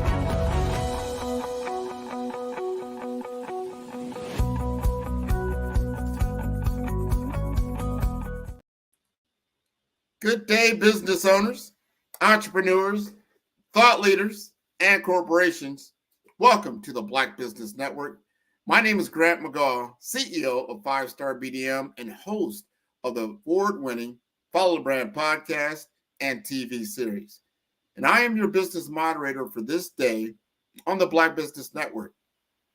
The Black Business Network is a 24-hour business network showcasing Black businesses, business owners, entrepreneurs, and thought leaders worldwide. We have speakers from North Carolina, London, Singapore, Africa, Japan, and cities all over the United States. The Black Business Network is a global community sharing its business knowledge to empower, inspire, and educate businesses about business. And it is my pleasure to introduce a truly dynamic force, Andrea Adams, a powerhouse who not only shatters glass ceilings, but also dives into life's adventures with unbridled enthusiasm. From skydiving and scuba diving to her love for twinkle foods and high-heeled shoes, Andrea embodies a spirit fueled by curiosity and love. An avid reader and pivotal figure in the literary community, she co-founded the Keg Book Club, Keg Kids Book Club, and Keg Twins Book Club, and hosts the vibrant podcast Book Babble, where good books are discussed with gusto and a touch of flair. Andrea's journey in empowerment and leadership was ignited under the mentorship of Les Brown and further shaped by John Tallarico at the Proctor Gallagher Institute, where she learned to harness her power voice. Today, she is a celebrated speaker, coach, mentor, and television co-host, passionately dedicated to inspiring others. Her work with the Global Kids Speak Oratory Club is transforming young lives worldwide, helping them to master communication and public speaking. As a multi-best-selling author and the entrepreneurial mind behind Adoranami Learning Institute and Caribbean Things by Adoranami, Andrea remains a vibrant advocate for A21.org, striving to end modern-day slavery. Let's welcome the sassy, bold, and unapologetically impactful leader, Andrea Adams, to the stage. Hello, Grant. Thank you so much. Ooh, that does not sound like me. I love when you read it. That is all you. That comes from you. You've been doing a lot of great things in your life. I really appreciate you. I can't wait for you to share with us all these golden nuggets of wisdom. Genius is coming, and I will see you on the other side. Wow, thank you so much. Oh, it's just an honor, a privilege. It's just exciting to be here again on the Black Business Network. As Grant grandiously introduced me, I am Andrea Adams. Today, I will be talking a little bit about utilizing self-acceptance as a way to give you a better you for tomorrow. As we all know, as business owners, we can walk the walk, talk the talk, but if we are not great with ourselves, there will be a point where we reach to burnout, or there will be a point where we will just have that limitation and we can't find ourselves going any further. And one of the ways to be able to get ourselves over those hurdles and not reach to a place of burnout, or not to reach to a place where you're limited, you have to first of all do so by checking with you. And how do you do so is by accepting you, utilizing tools that help you to communicate with yourself so that you can become the best version of you. Of course, as business owners, many of us, we want to just be superheroes and we want to make the world a better place. That's why we create so many great things, so many great products and services that actually helps others. Because as we know, our purpose always lies with helping others. But in order for us to reach to that place where we can fulfill our purpose, in order for us to make the world this better place, we have to ensure that we can give the world a better person. And how else can we do so other than by self-love and self-acceptance? So I'm not going to hold you any further. Let's dive in a little bit into some of the tools and how you can use self-acceptance to free you, to heal you, and to help you to lead a life of radical contentment. Remember that compassion frees you and it heals you. Imagine that. Nothing is greater than freedom and feeling healing within your life. So When you think of having good emotional health in terms of happiness and self-esteem and self-confidence and optimism, mental toughness is what comes to mind, because these are things that we have to work on. You cannot have a fickle mind and be able to achieve these things. You might not consider the ideas of self love and self acceptance and self contentment. Some people don't even think about that. They just go from day to day. But if we really think about it, each and every one of us, we're really and truly trying to reach to a place of contentment. Contentment is a place where we don't need anything and where we're completely satisfied as we are, just as our life is. How many of us are not at that place because we're always seeking more? We cannot find that place of contentment. Think of how many things that we do every day in order to feel content. And you may say, hey, I have reached a stage of contentment, but are you? Do you find yourself sometimes saying things to impress others? Do you say or do things to avoid being ridiculed by others? Do you work a job where you don't like so you can make more money to buy things so you can impress others? Do you exercise and diet beyond what is reasonable to look a certain way to have the approval of others? The list is actually endless. We spend a lot of time during our day trying to feel contentment. And even if we have not recognized it, naturally and innately, we are seeking contentment. However, these things aren't the path to radical contentment. Here's a little quote by Brené Brown. It says, the truth is, belonging starts with self-acceptance. Your level of belonging, in fact, can never be greater than your level of self-acceptance, because believing that you're enough is what gives you the courage to be authentic, vulnerable, and imperfect. Yes, she said it, imperfect. Because what is perfection? So, what is accepting? What is self acceptance? There are many ways to look at self acceptance, but some are more constructive more than others. So, it would be a mistake to think of self acceptance as a blanket acceptance for weakness or bad habits or negative tendency, in the absence of responsibility to continue to improve. Self acceptance is not, it's absolutely not an excuse for you to become lazy. So please don't take my words as if I'm telling you, oh, just become complacent.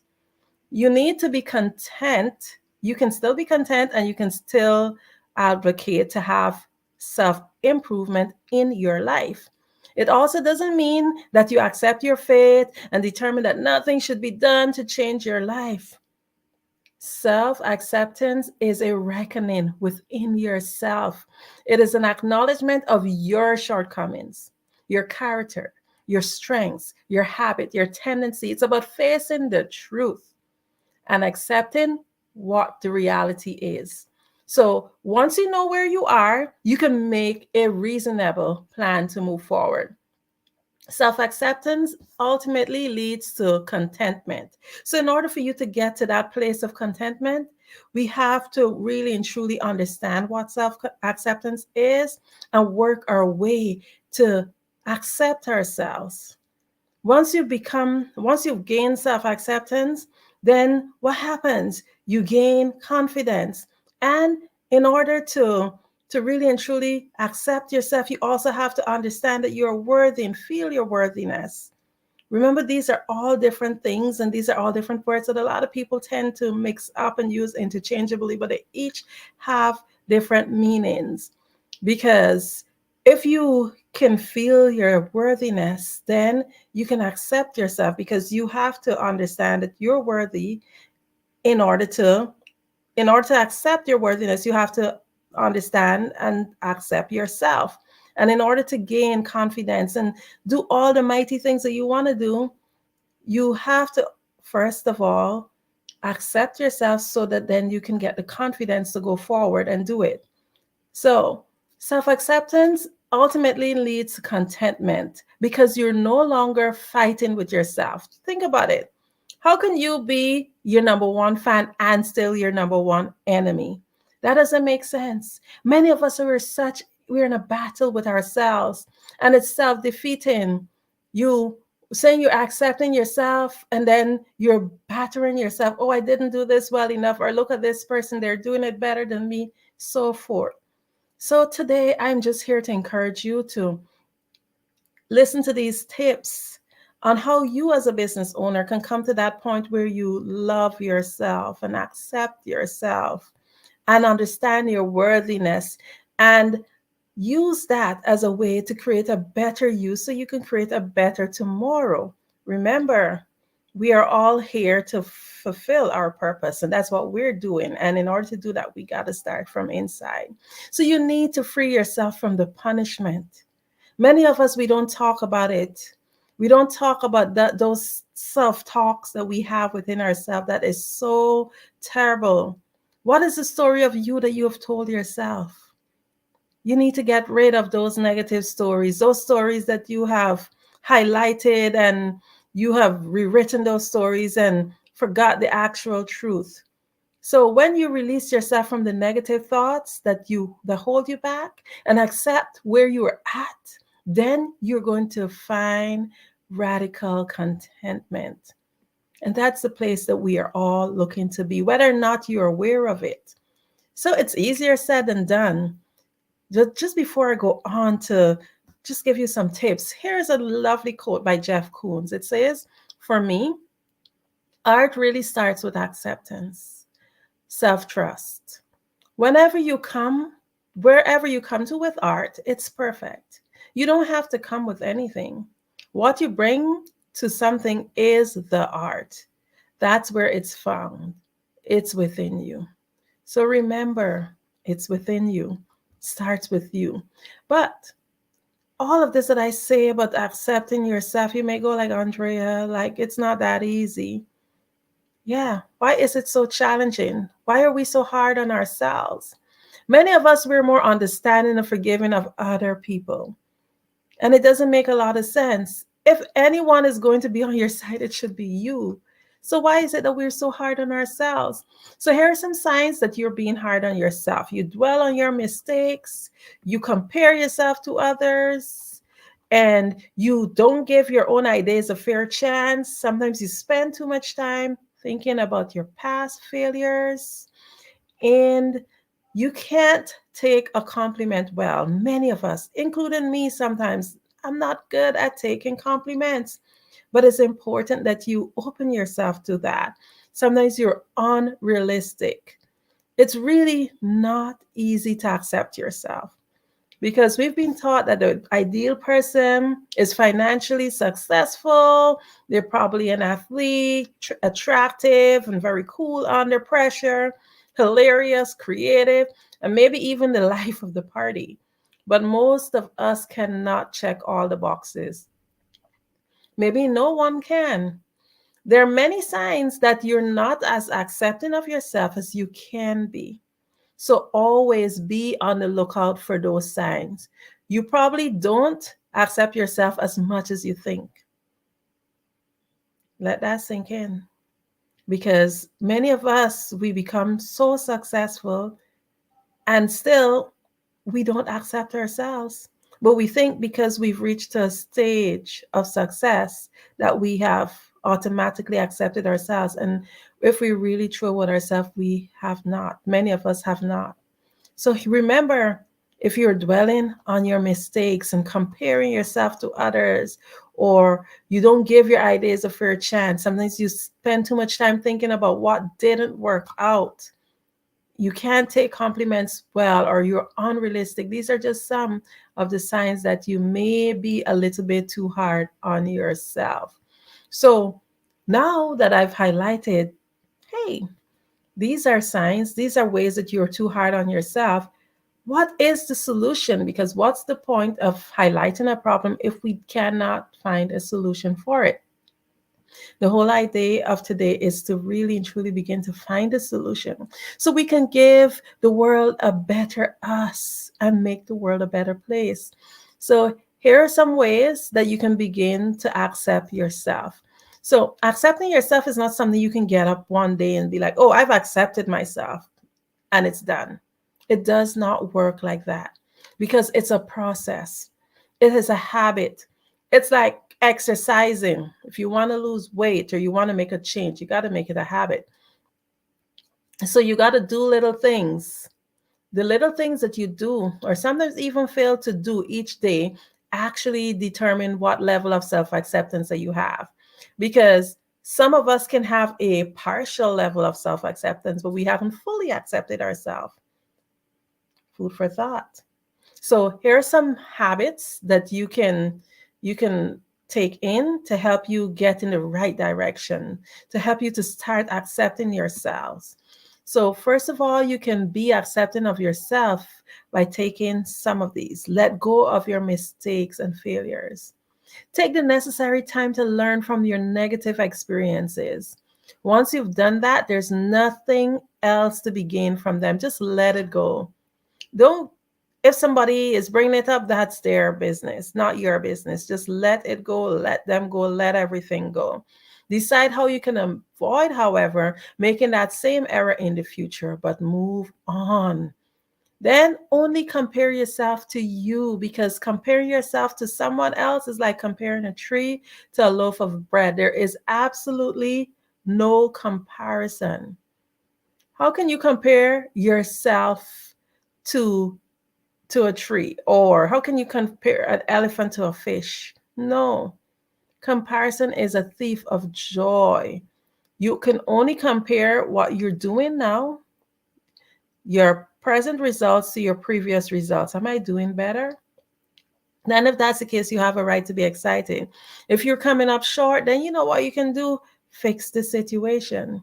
Another way you can help to accept yourself is to separate yourself from your emotions, because your emotions are not you. Listen again, your emotions are not you. I didn't make this up. You can research it. Emotions are something that you're experiencing, just like if someone is stepping on your toe. Observe them as a feeling in your body. Every emotion that you have, whether it's positive or negative, observe it and ask yourself why you're feeling how you're feeling. A piece of paper blowing by doesn't have control over you. Your emotions does not control you either. So another thing you can do is just to be aware of what makes you unique. Embrace it, because you might have a different hair color, like a flaming red hair, or you may be extremely intelligent, a high IQ. Maybe you're in the bottom of the, maybe you're a little bit shorter than everybody else, or maybe you might be extremely tall. But whatever it is that makes you you, embrace it. It's your uniqueness that actually provides the most value to you and the world. So you got to use what is it that is different. Next thing you can do is actually let go of things that you can't change. You're not accepting of your life. You're not accepting of your life or your limitations if you worry about those things that are beyond your influence. Remember, things that you cannot control, ask yourself, is there anything I can do about it? If not, don't dwell on it. And this is not a list to be complacent or a list telling you to be complacent, but then you have to understand what is reality. So another thing you can do is do something that you've always wanted to do. Avoid denying your impulses. Most times when you follow your impulses, it's a good thing that's happening because you're on that frequency and that energy. And when your gut feeling tells you something, 99% of the time that gut feeling is right. I'm not saying to not show any kind of, I would say, caution, but then again, you have that discernment to that line to know, hey, let me just do this. It's called healthy impulses. So don't deny yourself of those. Be assertive. Oh my goodness, indecision. It kills you. It really kills you. A lot of people who are so successful, they have done so by being assertive, making a decision, getting mad, make a decision, allow your voice to heard, do the things you want to do, Assertiveness is actually true honesty because it's what you really want to do. It really shows what your real desires are. Next thing you can do is recognize your thoughts and feelings and examine your self-talk. Stand in front of a full-length mirror and take a good look at yourself and notice the beautiful person that you are. Think about the thoughts that you have throughout the day, and those garbage thoughts, just kick them out.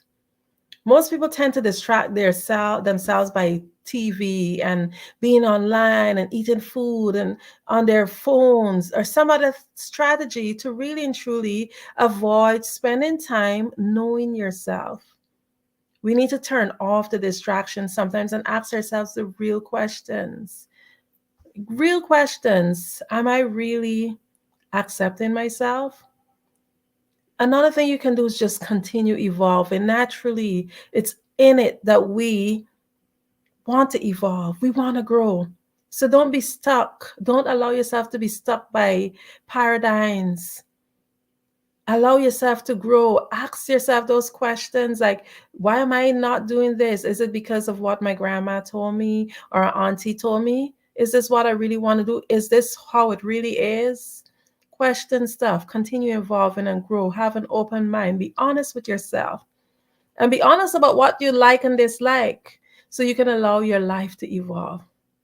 And remember to treat every day as a new opportunity to practice self-acceptance. You must choose self-acceptance. If you want to experience it firsthand, it will not happen by accident. You have to be deliberate. So develop self-acceptance habits and drop the tendency to judge yourself harshly. And remember, free yourself from those emotions. Those emotions just take hold and cause you to do all sorts of stuff that does not make sense. I'm going to read a little quote by Jamie Lee Curtis. It says, I think happiness comes from self-acceptance. We all try different things and we find some comfortable sense of who we are. We look at our parents and learn and grow and move on. We change. So you learn the tools to help you to gain self-acceptance. Okay, so self-esteem and self-confidence, I'm going to speak a little bit about those also.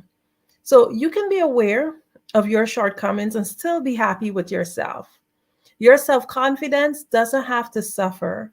You can be honest with yourself and still be a powerful force in the world. Remember that. You might be thinking, I thought I was supposed to be honest with myself and not build myself up. But being honest with yourself, if you're this here in terms of being honest with yourself, if you had a truly accurate picture of yourself and your situation, you'd be a lot happier with yourself and a lot more excited in life in general if you really knew you, rather than creating a facade. So it's important that you actually be honest. Know you, know who you are, know what you like and what you don't like. And if you're unsure of what you like, look to see what you don't like. And if you understand what you don't like, then it will help you to know what you like. So building self-esteem and self-confidence together, here are some strategies in which you can do. You can list your success. Remember when you were at your best and remind yourself how that felt. So in order to build your self-esteem and self-confidence, you can first of all list your success. Make a list of the things you appreciate about yourself. Remember, self-worth, self-love, and then dress up. You walk a little taller when you're wearing nice clothes. You deserve to feel good. There's no reason to wait for a job interview, a wedding, funeral, or whatever it is to feel good. I get up and I dress up because I understand the importance of dressing up and how it helps it to build self-esteem and self-confidence. Also, live by your values. It's important to live by your code. What you feel good about, what you feel badly when you do the opposite. Understand these things. Also set small goals and achieve it, and give yourself an easy path to feeling good and enhancing your life. Like sometimes you can set easy goals so that you can feel the taste of success That actually helps to propel you to do more. And remember, at the end of the day, when it comes to purpose, everything, our purpose lies within what we're doing for others. So one of the great things that we need to do is to be kinder towards others, not just yourself, but to others. Because if you're hard on others, likely you're hard on yourself, because we tend to be more harder on ourselves. So avoid saying negative things and always be a good listener. Believe you me, people see your kindness. And if you have sufficient self esteem, self confidence, and self acceptance, then you will find that you are on your way to live an optimum life. You are already great, however you are, right? So there's no reason not to recognize it and treat yourself with admiration, with respect. That's what you deserve. Remember, get up every day and treat yourself like somebody you love. So here's a quote by Brené Brown. It says, "In my research, I've interviewed a lot of people who never fit in, who are what you might call different. Scientists, artists, thinkers. And if you drop down deep into their work and who they are, there's a tremendous amount of self-acceptance." So really and truly, we need to get to that place where we can find ourselves, examine ourselves, and be true to ourselves, like saying, hey, this is who I am. Accept what you did. Things that you find that you are not pleased with, just make a pact with yourself to change that so that you can reach to that state where you accept yourself unapologetically. So another way that you can actually help to improve your self-acceptance, and this is in closing down, is to use meditation. Meditation is actually a great tool because a lot of people are now doing it. They're now understanding the importance of it. Meditation and mindfulness is basically a rage right now. And though they've been around for a long time, they've now become really popular, and even the scientific world is getting involved. In fact, a quick search on your favorite search engine will demonstrate just how interested the world is in this topic. While meditation accomplishes a lot of stuff, right now I'm focusing a little bit on the self-acceptance. And here's just a way that you can use some tips. So meditation is a powerful method of stripping away the garbage that stands in the way of realizing the truth, because it allows us to clear our mind. It allows us to reflect on our thoughts. It also provides an emotional control, because when your emotions are appropriate, it's easier to accept yourself.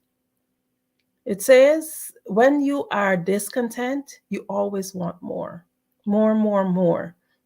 Your desire can never be satisfied when you practice, but when you practice contentment, you can say to yourself, yes, I already have everything that I really need. So here are some tips. You can create a daily schedule, because it's much better to meditate each day for a few minutes. You can start with 5 minutes. And as you grow and you do it more and you master the techniques, you can increase it. Ideally, though, like 20 minutes a day is perfect. And avoid making the mistake of falling into a schedule that is not consistent. So maybe you can say, hey, maybe I can do this every time I get up, the first 15 minutes or 20 minutes after I get up, even if it means setting aside an earlier time to get up so that you can meditate. Another important thing to do, a tip, is to find a comfortable spot. For me, I meditate in my closet most of the time. You don't need much, a quiet spot where you know you will not be disturbed. And of course, a great seat somewhere where you can be comfortable. You can do it laying down, but that's if you know you can stay awake, because meditation is so peaceful, you can't easily fall asleep. So I would recommend sitting up. Then start small, like a 5 to 10 minute start, and then grow to 20 minutes. Also, meditation is a relationship with yourself. So be nice to yourself. about your self-acceptance, and be compassionate about yourself. Focus on breathing. That's another tip. Feel the air moving in and out of your body. Relax your shoulder. Allow the thoughts to flow. And you will find that your body becomes so relaxed, and you're able to master that skill of monitoring your thoughts. And then continue meditating, increasing the time until you're able to stop your mind from wandering. You probably wouldn't catch yourself for the first few times that you meditate as your mind drifts away. But then while you're meditating, all of a sudden you realize, hey, I've been thinking about something else other than just freeing my mind. And whenever your mind wanders, let those thoughts go. Think of thoughts of clouds blowing by, and you don't have to pay attention to them or be affected by them. Just let them go by. You will become much, much better as you practice some more. And meditation will show you that your mind creates thoughts. And these thoughts leads to feelings and beliefs. You'll also learn that you don't have to be affected by them. And being upset by your thoughts is just like punching yourself in the face. You can control your thoughts, but that's another talk. So just remember that it is crucial that you accept yourself in order to lead your life to a place of contentment. Learn how to deal effectively with your thoughts, and you can easily push past any self-doubt that keeps you from accepting yourself and finding that place of contentment. In closing, there's a little quote. It says, health is the greatest possession. Contentment is the greatest treasure. Confidence is the greatest friend. Non-being is the greatest joy. We're all seeking contentment, perhaps more than happiness, but we need to view happiness as a side effect of contentment. The fact is, contentment is a prerequisite to feeling happy, and everyone is driven by the need for contentment. I hope that this little talk really and truly helps you to reach the stage where you can reflect and grab in to that talk. Have I been accepting myself? And if you haven't 100% reached that place of self-acceptance, work every day like you would exercise at the gym to ensure that you develop those muscles that help you to gain full self-acceptance. Thank you again so much for having me here on the Black Business Network. It's always indeed an honor and a pleasure. Thank you, Dr. Kelly and team, for this opportunity. My name is Andrea Adams. I could be reached at Linktree, Adorn Me. If you have any questions, of course, you can reach out to me there. Thank you all.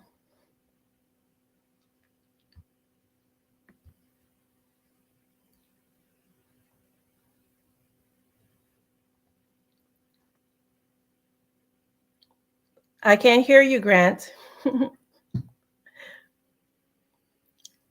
Thank you so much, Grant. So sorry about that. I was on mute there for a minute. And I was telling you, first of all, thank you so much. You're building confidence in people. And you are just a wonderful orator. I love your books that you've got out there. That was the other thing. Can they find these books on Amazon, Barnes & Noble? Are they readily available?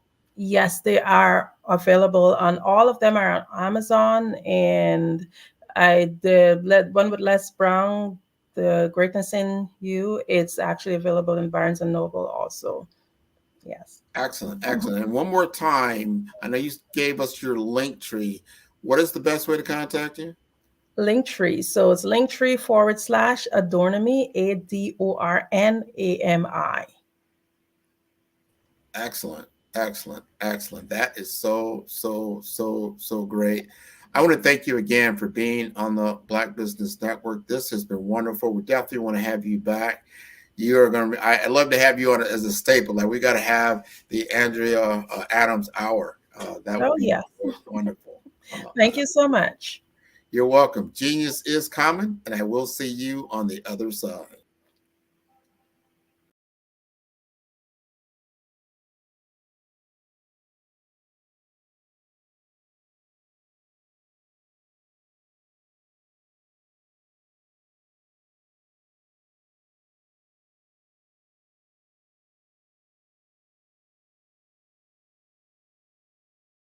Sometimes you got to hear the news from the Black perspective, and more specifically, Black publishers. And that's exactly why you have to download the Hey Tie app, the largest mobile app delivering breaking news, videos, and podcasts from 200 of your favorite Black publishers. Yes, 200 Black publishers delivering